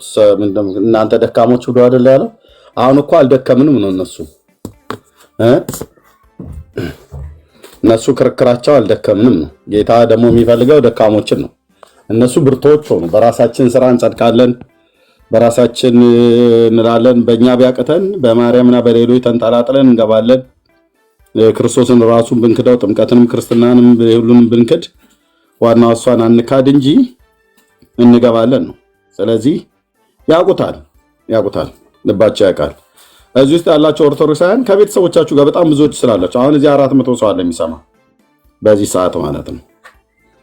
እና ለቤተሰቦቻችሁ ማወቅ ያለባችሁ ቤተሰቦቻችሁን መንገር ያለባችሁ የኦርቶዶክሳውያን ካህናትና አገልጋዮች የተባሉት ገብተውም ምን አይነት መልስ እየመለሱ እንዳለ አይታችኋል። እጅ እግር የሌለው እንደሚባል ማለት ነው። የዚህ ነገር እጁ የትኛው ጋር ነው? እግሩ የቱ ጋር ነው? ይታያል አንተ? ኧረ እኔ አይታይኝም። ዝም ብለው እንትን ያለ ነገር ነው፣ ግር ያለ ነገር በፍጹም አይለይም እጅና እግሩ ተብሎ እንደሚባለው አይነት የጠየቅናቸው ጥያቄዎች ማርያም ቤዛ ትባላለች ወይ ብለን ስንላቸው እናቱ አይደለች ወይ ይላሉ። እኛ መቼ አክስቱ ናት አለ እምልህ እናቱ ማናት ይለኛል ይመጣና እኛ ከዲጃ ነች መቻል የእናትነቱ ጉዳይ ለጥያቄ ይገባል ወይ? በፍጹም እኮ አይገባም። የጌታዬ እናት መሆኗን ማርያም በክርስቶስ እህቴ በክርስቶስ እናቴ ብዬ ስል ኦርቶዶክስን ለማስደሰት ይመስላቸዋል ብዙዎቹ። ለነሱ እንደ እናታቸው ቅቤ ቅል እርስት አድርጋ የተሰጣቸው ለነሱ ብቻ አድርገው የሚያስቡ አሉ። ተሐድሳውያኑና ወንጌላውያኑ ግን የማይመለከታቸው የጌታችን እናት አይሁዳዊቷን እናት በክርስቶስ እህታችን ነች፣ በክርስቶስ እናታችን ናት።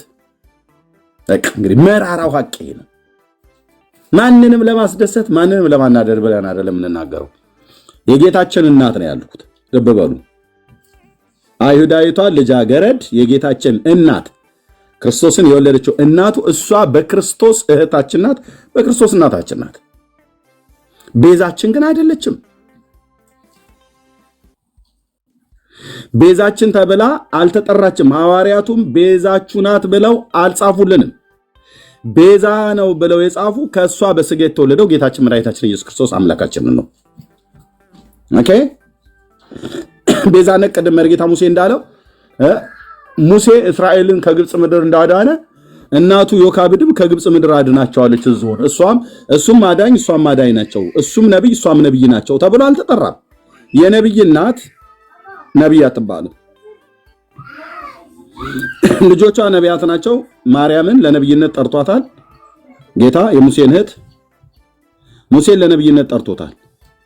ዮካብድስ ሁለት ልጆቿ ነቢያት ሆነው የእግዚአብሔር ነቢያት ሆነው እሷ ግን ነቢይ አትባልም። አባቷም ነቢይ አልተባለም።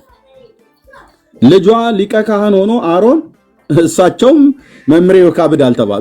መምሬ ዮካብድ ተብለው አልተጠሩ። የቱ ጋ ነው የካህን እናት ካህን ሆና የምታውቀው? የቱ ጋ ነው የነቢይ እናት ነቢይ ተብላ ተጠርታ የምታውቀው?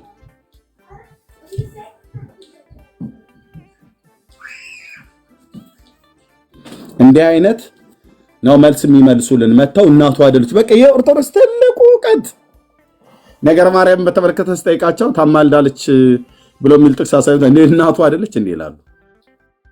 እናቱ እኮ ናት ይለዋል። ታዲያ እናት ስለሆነች ያው የእናት ልመና አንገት አያስቀልስ አንጀት እንትና አያስበልስ ምናምን ነገር ብለው ይለዋል። ከዚህ ያለፈ መረጃ ሊያመጡ አልቻሉም። ለምን? ስላልተጻፈ ወንዶቼ፣ ስላልተጻፈ። ብሉይ ኪዳንም ላይ አዲስ ኪዳንም ላይ እግዚአብሔር በባሪያዎቹ በነቢያት በቅዱሳን እናቶችና በቅዱሳት አባቶች ከነድካማቸው ጭምር በዘመናቸው እንዲያገለግሉ ጸጋውን ሰጥቷቸው አገልግለው አልፈዋል። ብሉይ ኪዳን ላይ ይቅርታ ስሙ ደጋግሞ አብርሃም አብርሃም አብርሃም አብርሃም ሙሴ ሙሴ ሙሴ ዳዊት ዳዊት ዳዊት ተብሎ ቢጠራ ዋናው ታርጌቱ ዳዊት አይደለም። ዋናው ታርጌቱ ሊቀ ነቢያት ሙሴ አይደለም። ዋናው ታርጌቱ ማጉላትና ማሳየት የፈለገው ርዕሰ አበው አብርሃም አይደለም። አብርሃም አብርሃም አብርሃም ልክ ነው። ብሉይ ኪዳን ብታገላብጥ እንኳን ብሉይ ኪዳን አዲስ ኪዳን ላይ የምትመጣ አለ በአዲስ ኪዳን መጽሐፍት ውስጥ ሊጨምር ከነዚህ አባቶች አሁን የበለጠ ስማቸው ደጋግሞ የተጠራና ስማቸው በመጽሐፍ ቅዱስ ውስጥ የበዛል የለም። አብርሃም ብለህ ብትል ብሉይ ኪዳን ከቶራ ጀምረ እስከ ነቢያት መጽሐፍ ድረስ እንዳለ ተጠቅጥቋል በየቦታው አለ። ሙሴ ብለህ ብትል ያ ታላቅ ነቢይ ከቶራ ጀምሮ እስከ አዲስ ኪዳን መጽሐፍት ድረስ አለ ሙሴ። ዳዊት ተብሎ ቢባል ከብሉይ ኪዳን እስከ አዲስ ኪዳን አለ እሱ በነበረበት ዘመን ማለት ነው። ቶራ ላይ ባይኖርም እሱ ከነበረ ከዘመነ መሳፍንት ጀምሮ ባለው ማለት ነው። ኢየሱስ ክርስቶስ ከሚለው ስም በማነው አይ ቲንክ ኢየሱስ ክርስቶስ ከሚለው ስም ቀጥሎ በመጽሐፍ ቅዱስ ላይ በጣም የተጻፈ እግዚአብሔር ብሎ ከሚለው ስም ቀጥሎ ማለት ነው በጣም የተጻፈ ዳዊት የሚል ስም ነው። ማርያም የሚል ስም አይደለም የተጻፈው። በማርያም ስም የተጠሩ 8 ማርያሞች የሚሆኑ አሉ መጽሐፍ ቅዱስ ላይ ከዛ ውጪ የለም። ኢቭን ደጋግሞ ስማቸው ስለተጻፈ መጽሐፍ ቅዱሱ ሊያትት የፈለገው በእነዚህ አባቶችና በእነዚህ እህቶች በኩል እናቶች በኩል እግዚአብሔር ያደረገው ተአምራቱ ማዳኑ እንዲነገርለት ነው። ለዚህ ነው ብሉይ ኪዳንም አዲስ ኪዳንም አጉልቶ መናገር የፈለገው ጌታችን እንደተናገረው በሉቃስ ወንጌል መጽሐፍ ምዕራፍ 24 ቁጥር 44 ላይ በሙሴ ሕግና በነቢያት በመዝሙራት ስለኔ ተጻፈው ይፈጸም ዘንድ የነገርኳችሁ ቃሌ ይህ ነው ይላል አይደል? ዶክተር ጥላይ ሙሴ የሚለው 750 ጊዜ ተጽፏል። ይኸው ዶክተር ጥላይ ሳይንቲስት ወንድማችን ታች እየጻፈ ነው 750 ጊዜ ካን ኢማጂን ወገኖቼ፣ ይሄ ታላቅ ነቢይ ማለት ነው። እና ስሙን ይሄን ደጋግሞ መጠራት እግዚአብሔር ማን ነው መጽሐፉ ላይ 750 ጊዜ ሊቀ ነቢያት ሙሴን መጥራት የፈለገው ሙሴ የሚባል የእግዚአብሔር ታላቅ ነቢይ እሱን አጉልቶ በማሳየት የሱ ስም እንዲመሰገን፣ የሙሴ ስም እንዲጠራ፣ የሙሴ ስም እንዲወደስለት፣ የሙሴ ስም እንዲታጠንለት፣ የሙሴ ስም እንዲዘመርለት አይደለም። ለምን መታጠንም አያስፈልገውም፣ መዘመርም አያስፈልገውም። ለሙሴ ስም ስግደት፣ ለሙሴ ስዕል ስግደት ተብሎ እንዳይባል ምንም ነገር አያስፈልገውም፣ አላስፈለገውም። እንደዚህ አይነት ታምራትን በእጁ ያደረገ ነቢይ ከነቢያት መካከል የለም። ሙት ብቻ ነው በእጁ ያልተነሳው በሙሴ እጅ። ታምራትን እግዚአብሔር እንዴ 10 መቅሰፍት እንኳን ብቻ የተደረገው በግብጽ ላይ ማለት ነው። የምድረ በዳውን ይሄ ከአለት ላይ ማፍለቅ፣ በትርን አንስቶ ባህርን መምታት፣ በሱ እጅ የተደረገ ታምር በማንም እጅ አልተደረገም። ይሄ ነብይ እንኳን አየህ ያድናል ተብሎ አልተባለለትም። ይሄ ነብይ አዳኝ ነውና ባካችሁ ልጆቼ ስበኩት፣ ጳውሎስ እባክህ ስበከው፣ እሱን ጭምር ልሰብከው ይገባል ተብሎ አልተባለም። ኬት አምጥተህ ነው አንተ ታዲያ የሸዋው ተክለ ሃይማኖት፣ የወሎ ሰው የአባ ጊዮርጊስ ዘጋስጫ፣ የሶሪያው አባ ኤፍሬም ዘሀገረ ብህንሳ ማነው ህርያቆስ እያላችሁ የምትሉት የስም መጽሐፍ ብቻ አይደለም፣ ጽድቃቸውን በመጽሐፍ ቅዱስ ላይ እግዚአብሔር የመሰከረላቸው ታላላቅ ነቢያት ናቸው። 750 ጊዜ ሙሴ የሚባል ታላቅ ነቢይ ስሙ ተጠርቶ ስገዱለት አምልኩት አልተባለም። ለምን? አይገባውምና። የሙሴ አምላክ ግን በሳይናይ በቁጥቋጦ የተገለጠለት ጌታ ግን ለዘላለም የተፈራ የተመሰገነ ነው። እንደርሱ ያለ ማንም የለም ብሎ ነው ነብዩ የህይወቱ መጨረሻ ላይ ኑዛዜ መናዘዝ ያህል እንደ እግዚአብሔር ያለ ማንም የለም ብሎ ነው ዘግቶት በወጣበት በናባው በሞዓብ ምድር በተራራው ላይ ሞተው። አንተ የማንም ፍሩሽካና አንተን ቅራቅምቦ ሰብስበው እዚህ ጠኑላቸው አምልኳቸው ብሎ ሲል መንፈሴን ያበሳጨዋል አልኩ። እንደዚህ ያለ ነብይ እንዲያ ያለ ነብይ ወንድሞቼ ናቶቼ አልተወለደም። ከሴት መካከል አልተወለደም። ራሱ ጌታ ነው ያለው። እንደ መጥምቁ ያለ ነብይ፣ እንደ መጥምቁ ዮሐንስ አይነት ነብይ ከሴቶች የተወለደ እኮ ነው ያለው ጌታ። ስለ ሙሴም ታላቅነት የነብይነቱ ታላቅነት የመሰከረለት ጌታ ነው። ስለ ዮሐንስም የመሰከረለት ጌታ ነው። ስለ ዮሐንስ ሊናገር ጀመረ እኮ ይላል። ኢየሱስ ክርስቶስ ጌታችን እኮ ነው ስለ ዮሐንስ ሊናገር ጀመረ ይላል። ደቀ መዛሙርቱ ከሄዱ በኋላ ምን ልታይ ወደ ምድረ በዳ ወጣችሁ ብሏቸው ማለት ነብይ ነው ወይስ ብሎ ስለ መጥምቁ ዮሐንስ ከሴት የተወለደ እንደሱ ያለ የሚመስለው የለም የተባለው ማርያም እንኳን አትበልጠውም። መጥምቁ ዮሐንስን ታውቃላችሁ? አትበልጠው። ያቢ ክብራ ለማርያም እምኩሎሙ ቅዱሳን ብለው ሲሉ የነበሩት ደብተራዎች ተረታቸው አፈርደች ይግጣል።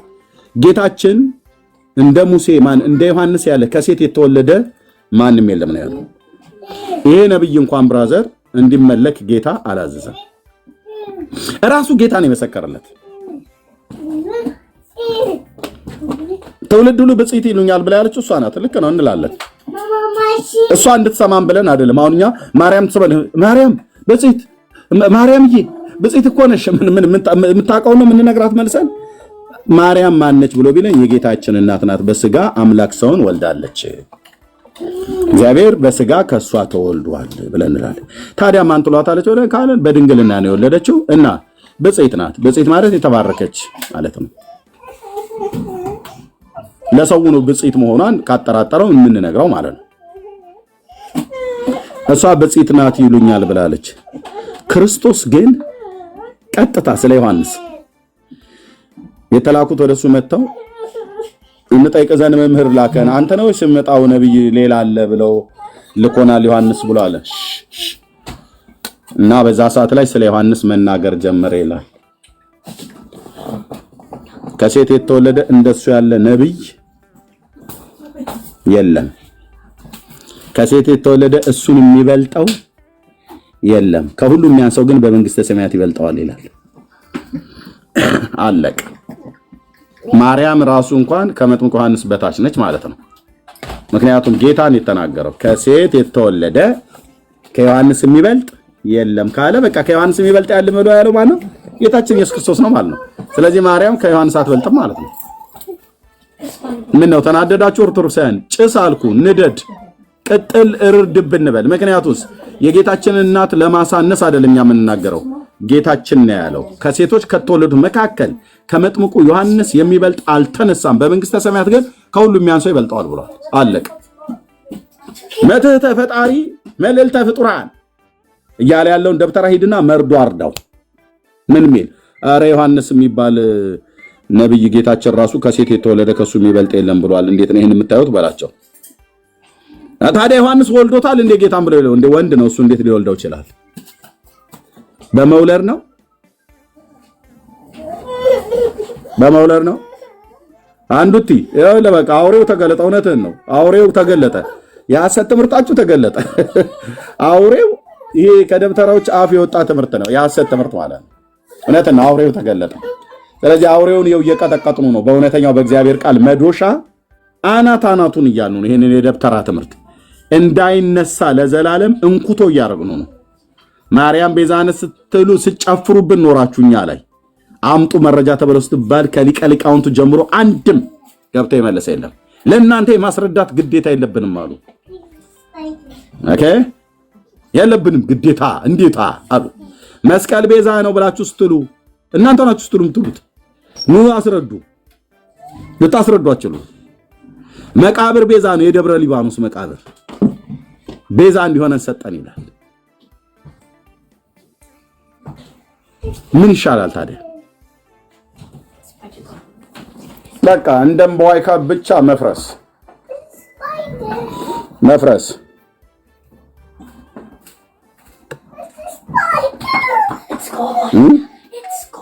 ቅዱሴ እንዳለው መንግስቱ ኃይለማርያም ራሳችን ባስታጠቅነው መሳሪያ እንደየሞተን ያለነው ብሎ እንዳለው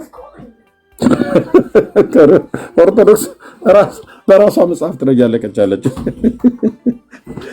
ቅዱሴ እንዴት ነው ያለው? መንጌ እንዴት ነው ያለው?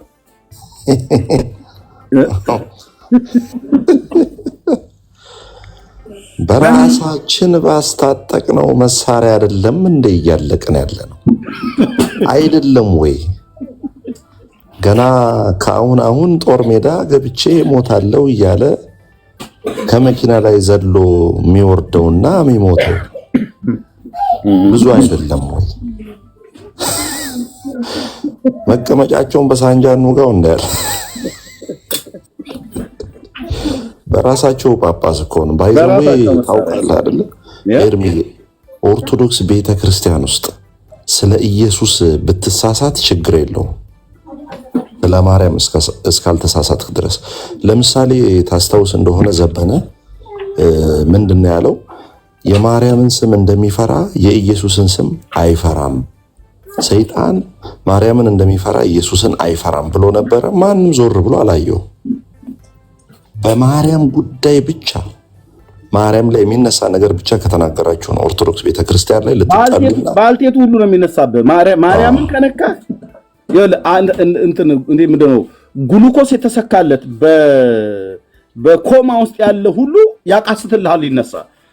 እንዴት ሆኖ ብለው ማለት ምክንያቱስ በኢትዮጵያ ኦርቶዶክስ ተዋሕዶ ቤተክርስቲያን ውስጥ የቤተክርስቲያን ራስ ማርያም እንጂ ክርስቶስ አይደለም። ውሸታቸው ነው ብለን ስንል በመረጃ ነው። ባልቴቱ ሁሉ ይመጣብሃል አልኩ። ሽማግሌ ሁሉ ከዘራን ማንሽ ያቀብኝ ብሎ ነው የሚነሳው። እንዴት አይነት ግድም አደግ ትውልድ ነው የተነሳው እናንተዬ እያሉ ነው የሚመጡበት። አየን እኮ እጃቸው ላይ ወጥ እየሰሩ ከሆነ ማማሰያውን ጥለው ሊጥ እያቦኩ ከሆነ ሊጡን በቅጡ እንኳን ሳይታጠቡት እኮ ነው ብድግ ብላ መታ እኔ ምን ብፁዕ አቡነ ገብርኤል ግን እዚህ ጋር ተሳስተዋል አለች። አንድ ቀን መጽሐፍ ቅዱስ አንብባ ማታውቅ እሳቸው ግን ብሉይና አዲስ ኪዳን እኮ መምህር ናቸው። በቀን አይታሙ፣ በቅዳሴ አይታሙ፣ በመጽሐፍት አይታሙ። ተሳስተዋል አለችላ። ምክንያቱስ የማርያም ጉዳይ ነው የተነካው። ናችነሽ ማርያም አንቺና ይንኩብን ብለዋል እኮ። እኛም እኮ መዝሙሩን በቅጡ ስላልሰማን ነው። እንነካለን ብራዘር። የማይነካ የለም። የማይነካው የሥላሴ መንግስት ብቻ ነው። እሱን የነካ ቀን ተሐድሶያኑም ጴንጤዎቹም እንደ ንብ ነው የሚወሩ።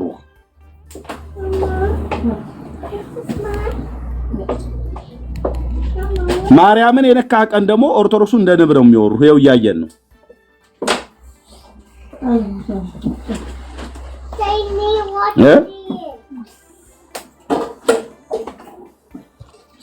ያላንቺ እኮ አናይም እኮ ነው ብለው ያሉት። አይናችን ነሽ ማርያም ብለው ሲሉ ያላንቺ አናይም ነው እያሉ ያሉት።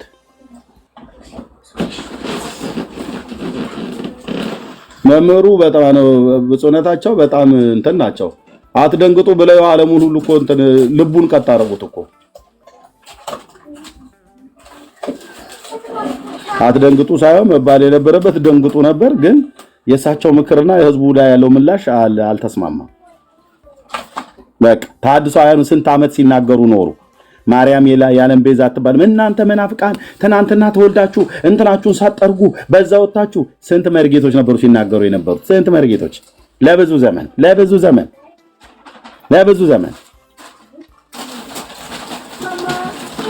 ወንድሞች እናቶች። ያው እኔና መርጌታ ሙሴ እንኳን ከተዋወቅን ወደ 17 ዓመት አካባቢ አልፏል። አብረን ስናገለግል ነበር። ለስንት ዘመን ጮኸ መርጌታ ሙሴ እነ መርጌታ ጽጌ ሌሎቹ ስንት መርጌታ፣ ስንት ካህናት፣ ስንት መነኮሳት፣ ስንት ዲያቆናት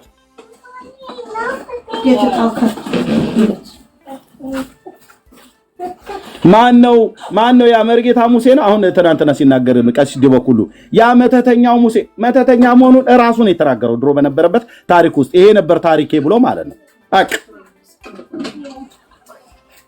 መርጌታ ጽጌና መርጌታ ሙሴ መንበሩ የሚባሉ መተተኞች ጠንቋዮች የነበሩ አላለም። ቀሲስ ዲበኩሉ ቪዲዮ አለኝ ያሳያቸዋለሁ። እራሱ ቀሲስ ዲበኩሉ እንደዚሁ አይነቱን ነገር ተብታብ እኮ የሚሰራ ሰው ነው። እዛ ቤት ማን ነው ንጹህ? ሙሴ ጆሮን ቆንጥጦት አይደለም ወጥቶ የተናገረው። በቃ የጌታው ክብር የጌታው ፍቅር ሲገባ የትናንት ማንነቴ ይሄ ነው ብሎ ተናገረ። ሶ ዋት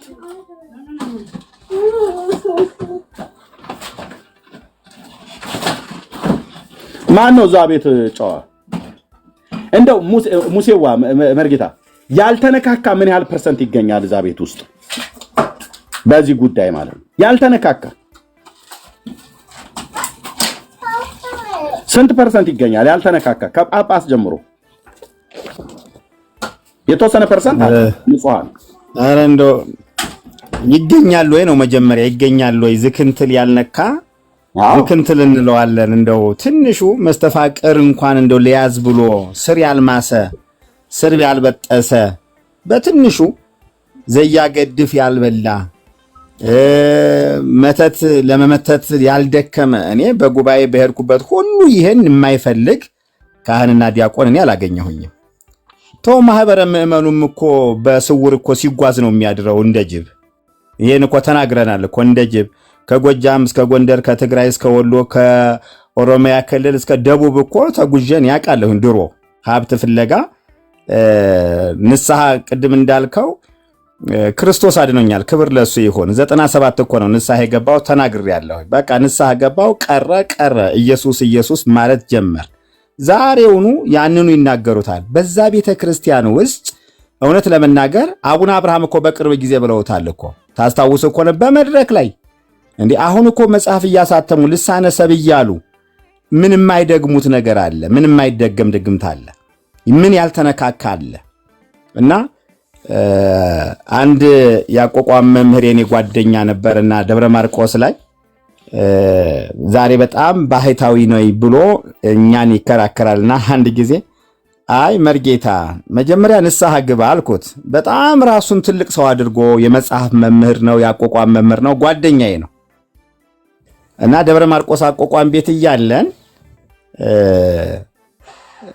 ድመት ለአስማት ድመት አብረን የበላን ሰዎች ነን። ይቅርታ አድርጉልኝ፣ ያን ጊዜ ማለት ነው። ድመት በልተናል ብንላችሁ አሁን ታምናላችሁ?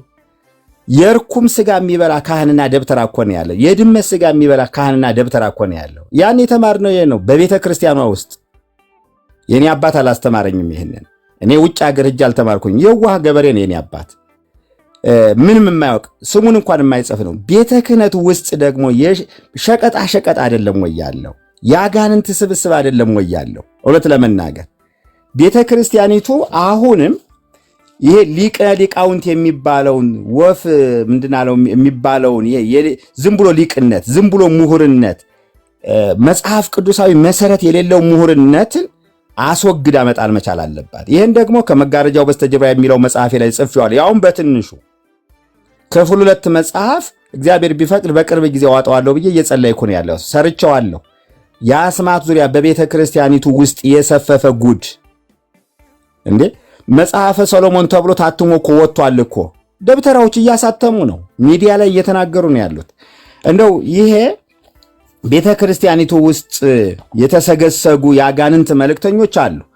እነዚህንም እግዚአብሔር ያጠራቸዋል። ኢየሱስ ብቻ ይሰበካል። ወንድሜ እንዳልከው በአሁኑ ሰዓት በብዙ ሺህ ካህናት የወንጌል አርበኛ ሆኗል። እዚህ ሚዲያ ላይ አውጥተን ስለማንናገረው ነው። ለእግዚአብሔር ክብር እንሰጣለን።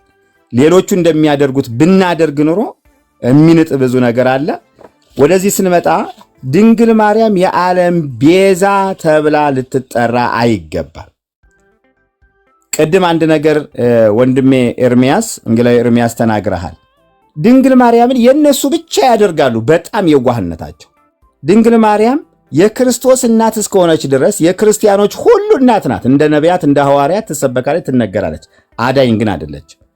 ለኦርቶዶክሳውያን ብቻ የሰጣት ማን ነው? ድንግል ማርያምን። ሌላው እኔ አቋም ልንገራች፣ የቤተ ክርስቲያናችን ማርያም ትለያለች። የቤተ ክርስቲያናችን ማርያምና የኢየሱስ ክርስቶስ እናት ማርያም ፈጽሞ አንድ አይደሉ። እኔ ከዚህ ቀደም ተናግሬያለሁ። የመርካቶ ስዕል ማርያምና የኢየሱስ ክርስቶስ እናት ማርያም ፈጽሞ ይለያያሉ። ሰው ሰራሽ ማርያምና እግዚአብሔር ሰራሽ ማርያም ይለያያሉ። የትኛዋን ማርያም ነው ቤዛ የሚሏት? መጽሐፍ ቅዱሳዊ የሆነችውን የክርስቶስ እናት ቤዛ አይደለችም። ሌላ ማርያም ካላቸው ያንጡ። ሌላ ናት የኛ ማርያም ይበሉን። የጌታችን የመድኃኒታችን የኢየሱስ ክርስቶስ እናት ግን ቤዛ አይደለችም።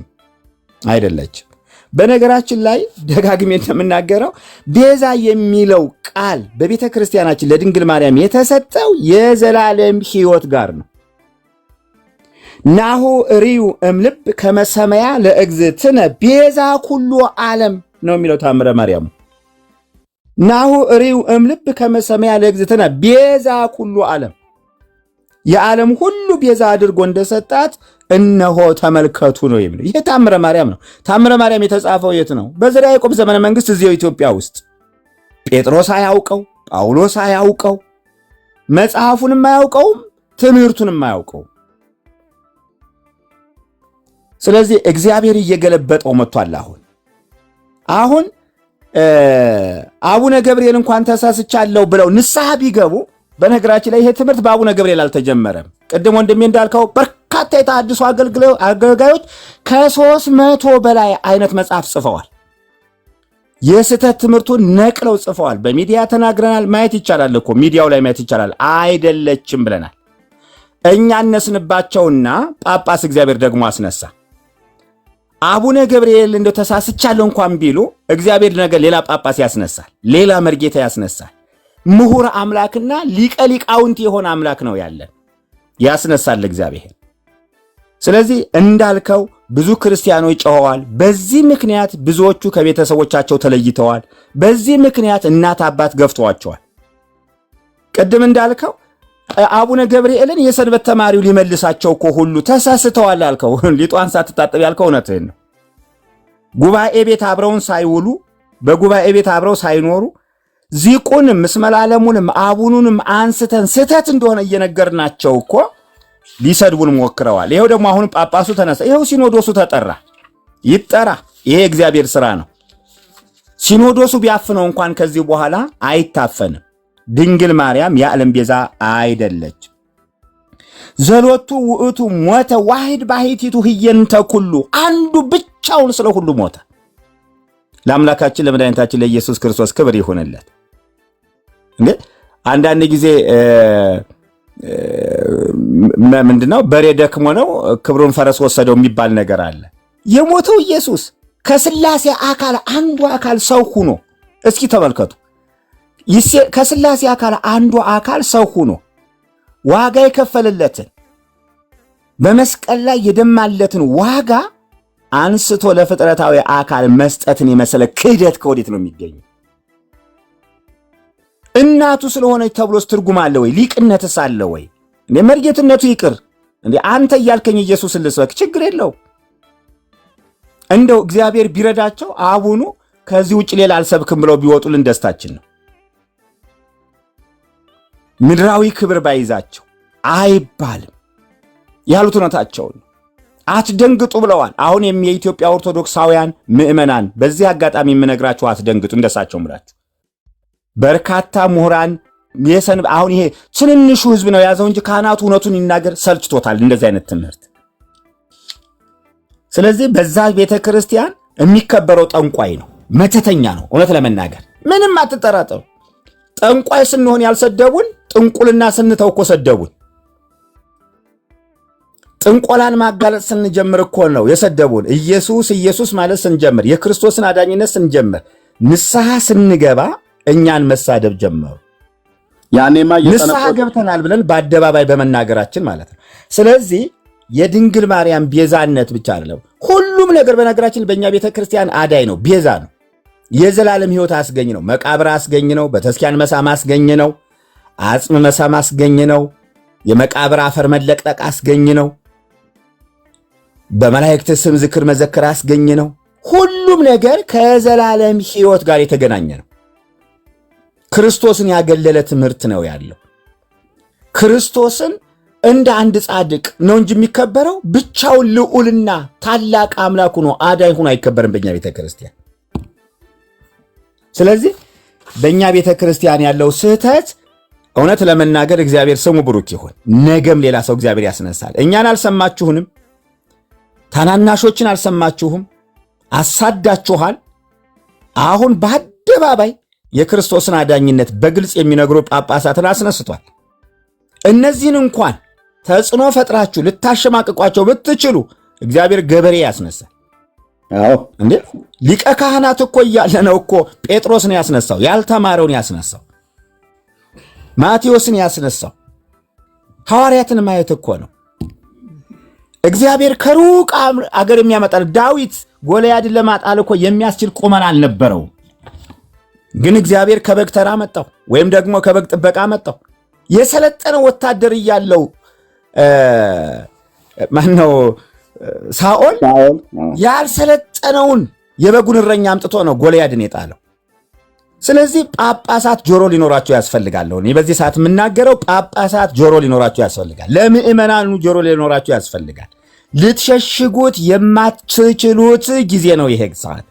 ከዚህ ቀደም ትውልዱ ያልተማረ ሆኖ የማያነብ ሆኖ ዝም ብሎ እየተሳለመ የመጽሐፍ ከበር እየተሳለመ አልፏል። አሁን ግን የመጽሐፍ ከበር እየተሳለመ የሚያልፍበት ጊዜ አይደለም፣ ገልጦ የሚያነብበት ዘመን ነው ያለው። እንዴ አሁን እኮ በእያንዳንዱ ቤት ፊደል ያልቆጠረ የለም። መጽሐፍ ያነብልሃል፣ ኖ ይልሃል፣ አይሆንም ይልሃል። ከሁሉ በላይ መጽሐፍ ቅዱስን ያነበበ ምዕመን አትጠራጠር፣ ራእየ ማርያምን አይቀበልህም።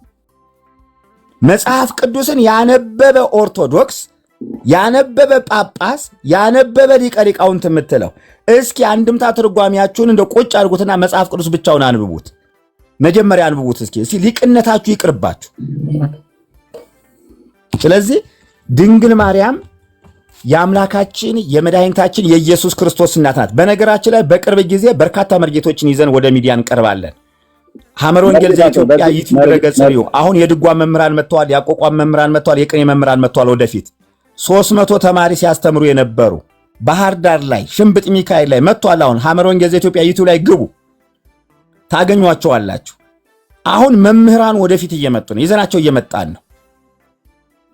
እዚህ የሰንበት ተማሪው ቢንቀር እንኳን የድጓ መምህራኑ፣ የአቋቋም መምህራኑ፣ የቅኔ መምህራኑ አሁን ከጎናችን እየተሰለፈ ነው ያለው።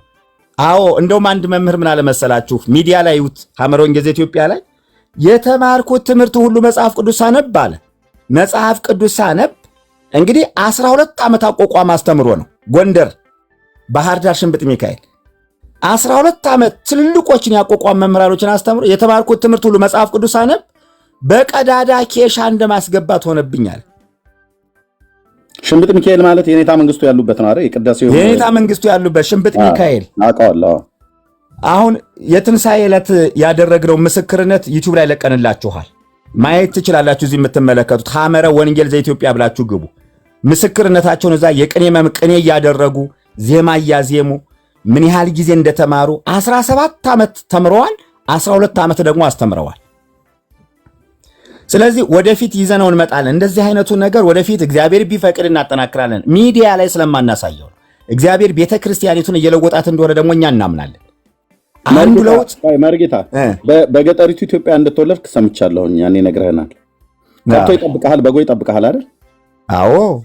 ታዲያ እግዚአብሔር እረኛ ያስነሳል ብለህ ገና ወደፊት የምትናገረው ኦልሬዲ እረኛውን ሙሴን አስነስቶ በዛው ቤተክርስቲያን ውስጥ አሳድጎ ሙሴን ከምድረ በዳ ጠርቶ የአማቱን የዮቶርን በጎች ከሚጠብቅበት ቦታ ላይ ጠርቶ ወደ ፈርዖን ልኮት አልገረሰስ ብሎ ያለ በጽኑ አገዛዝ ሲገዛ የነበረውን አገዛዝ ህዝቡን እስራኤልን በባሪያው በኩል ካዳነ። ዳዊትን ጠርቶ ወደ ንግስና አምጥቶ ለእስራኤል ተግዳሮት የነበረውን ጎልያድን በዛ በከብት በበግ እረኛ በቤተልሔም ኤፍራታ በጎች ይጠብቅበት ከነበረ ጠርቶ ጎልያድን በህዝቡና በአገሪቱ ላይ የገዘፈውን ከጣለ። በኢትዮጵያ ኦርቶዶክስ ተዋሕዶ ቤተክርስቲያን ውስጥ በህዝብ ላይ የተጋረደ የሐሰት ትምህርት መጋረጃን ባንተ እኮ ራሱ ጥሎታል እኮ እየጣለው ነው። እውነት ነው። ሌላ እረኛ አይደለም። ሌላ አሁን ክብሩ ለኛ ይሁን እያልን አይደለም። ሰባተኛ ክፍል ትምህርቴን የተውኩኝ የገጠሪቱ ኢትዮጵያ እረኛ ይኸው መያዣ መጨበጫው እስኪያጣ ድረስ በራሷ በኢትዮጵያ ኦርቶዶክስ ተዋሕዶ ቤተክርስቲያን አገልጋዮች በነበርን በምናቃት ጠረኗን እንደ ጎልያድ የገዘፈ የሐሰት ትምህርቷ አይደል እንደ እየወደቀ ያለው። በጣም እግዚአብሔር ሌላ ሁሉ ያስነሳም እያልን አይደለም። ኦልሬዲ አሁን ምንድነው አቡነ ገብርኤልን ነው። እኔ አቡነ ገብርኤልን ዝም ብታሰኟቸው ነው እያልኩ ያለሁት። አሁን ሌላ እግዚአብሔር ያስነሳል። አሁንም አለው ትውልድ የእግዚአብሔር ስም ቡሩክ ይሆን። ስለዚህ በእኛ ቤተክርስቲያን ለጠየቀን ጥያቄ የሚወደደው ጅል ነገር ስታስተምረው እግዚአብሔር አምላክ ይባርክ። ቅድም ማን ብሎታል? ዘበነ ሰይጣን የሚፈራው የክርስቶስን ስም አይደለም የማርያም ስም ነው ሲል የተሰበሰበ ጳጳስ የለም። በጣም የሚገርም እኮ ነው። ክርስቶስ እንዴት እንደተተወ እስኪ እዚህ ጋር ብቻ ማየት እኮ ይቻላል። እንዴት በዚህ ሰዓት እውነተኛው የሆነ ነገር ሲነገር ሲያንስ ቢውል እኮ ዋር መንኩለ ሰናይ ይባላል እኮ ለመልካም ነገር ዝም አልኩ ይባላል እኮ። እንደው አባቶች እንኳን ዝም ቢሉ ሊቃውንቱ መናገር ቢያቅታቸው ዝም ቢሉ ምን አለ? ያልሆነ ትርጓሜ ይሰጣሉ።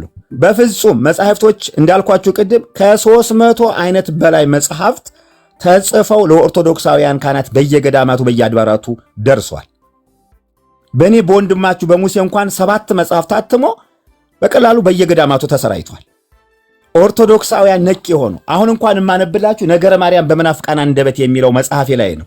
የስተት ትምህርትን አጋልጠን ለካህናቱ ሰጥተናል። ካህናቱ ደግሞ ደርሶበታል። ህዝቡ ደግሞ ሊያነበው ይገባል። ስለዚህ ማርያም ቤዛ ልትባል አይገባም ማለት የክርስቶስን እናት ማቃለል አይደለም። ይህ እዚህ ጋር አሁን 500 ሰው እየተመለከተ ነው ያለው። እናንተ 500 ሰዎች በዚህ አጋጣሚ ነግራችሁ ፈልገው የጌታችን የመድኃኒታችን የኢየሱስ ክርስቶስ እናት ድንግል ማርያምን እናከብራለን። አምላኬ ገብርኤል አምላኬ ስለዚህ ቤዛ የሚለው ቃል ለማርያም የተሰጠው በእኛ ቤተ ክርስቲያን መጽሐፍ ቅዱሳዊ አይደለም። ቅድም እንደተናገርኩ ልድገመው።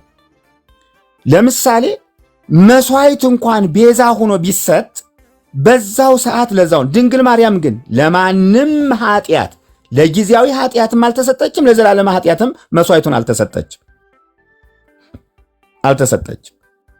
መጽሐፍ ቅዱስ ላይ እንደዚህ አይነት ትምህርት የለም። የብሉይ ኪዳን ስንዴ ያህል ርግብ ያህል እንኳን ማርያም የመስዋዕትነት ስራ አልሰራችም። ልድገመው ይሄን። በብሉይ ኪዳን ዋኖስ ተሰውቷል፣ ርግብ ተሰውቷል፣ በጎይ ተሰውተዋል፣ ላሞች ተሰውተዋል፣ ለኃጢአተኞች ተሰውተዋል። ድንግል ማርያም ግን በዘመኗ እንኳን ለአንድም ኃጢአተኛ አልተሰዋችም። ታዲያ በየት አልፋ ነው ቤዛ የምትሆነው? በየት አልፋ ነው የዓለም መድኃኒት የምትሆነው? አይደለም የዓለም መድኃኒት ለአንድ ግለሰብ መድኃኒት መሆን አትችልም። ይህ ማለት ግን ድንግል ማርያምን ማቃለል አይደለም። አያችሁ፣ መስዋዕት መሆንን ይጠይቃል። ቤዛ የሚለው ቃል በነገር ምትክነትን ነው የሚያሳየው። በግሱ አውድ መሰረት ምትክነትን ነው። ለሞት ተላልፎ የተሰጠውን ሰው በህይወት አኑሮ ራስን መሰዋት ነው። በግ እኮ እንደዛ ነው መስዋዕት የሚቀርቡ ለኃጢአተኞች። ላሞች እንደዛ ነው የሚቀርቡት። በሬዎች እንደዛ ነው በብሉይ ኪዳን የሚቀርቡት። ድንግል ማርያም ለአንድ እስራኤላዊ ተሰውታለች እንዴ? አልተሰዋችም። እንኳንስ የአዲስ ኪዳን መስዋዕት ለመተካት ቀርቶ የብሉይ ኪዳንን መስዋዕት ያህል እንኳን መሆን አትችልም። በመስዋዕትነት ደረጃ አትችልም። ይሄን አስምሩበት። የትኛው መሰዊያ ላይ ነው የተሰዋችው? የትኛው ሊቀ ካህናት ነው መስዋዕት አድርጎ ያቀረባት? የርግብ ያህል የኃጢአት ስርየት አታስገኝም። የዋኖስ ያህል የኃጢአት መስዋዕት አታስገኝም። የመንጻት መስዋዕትን ያህል እንኳን አታስገኝም። እሷ ጋር ኃጢአትን ልታስተሰርይ አትችልም። እግዚአብሔር አምላክ ይባርክህ። ይበቃኛል።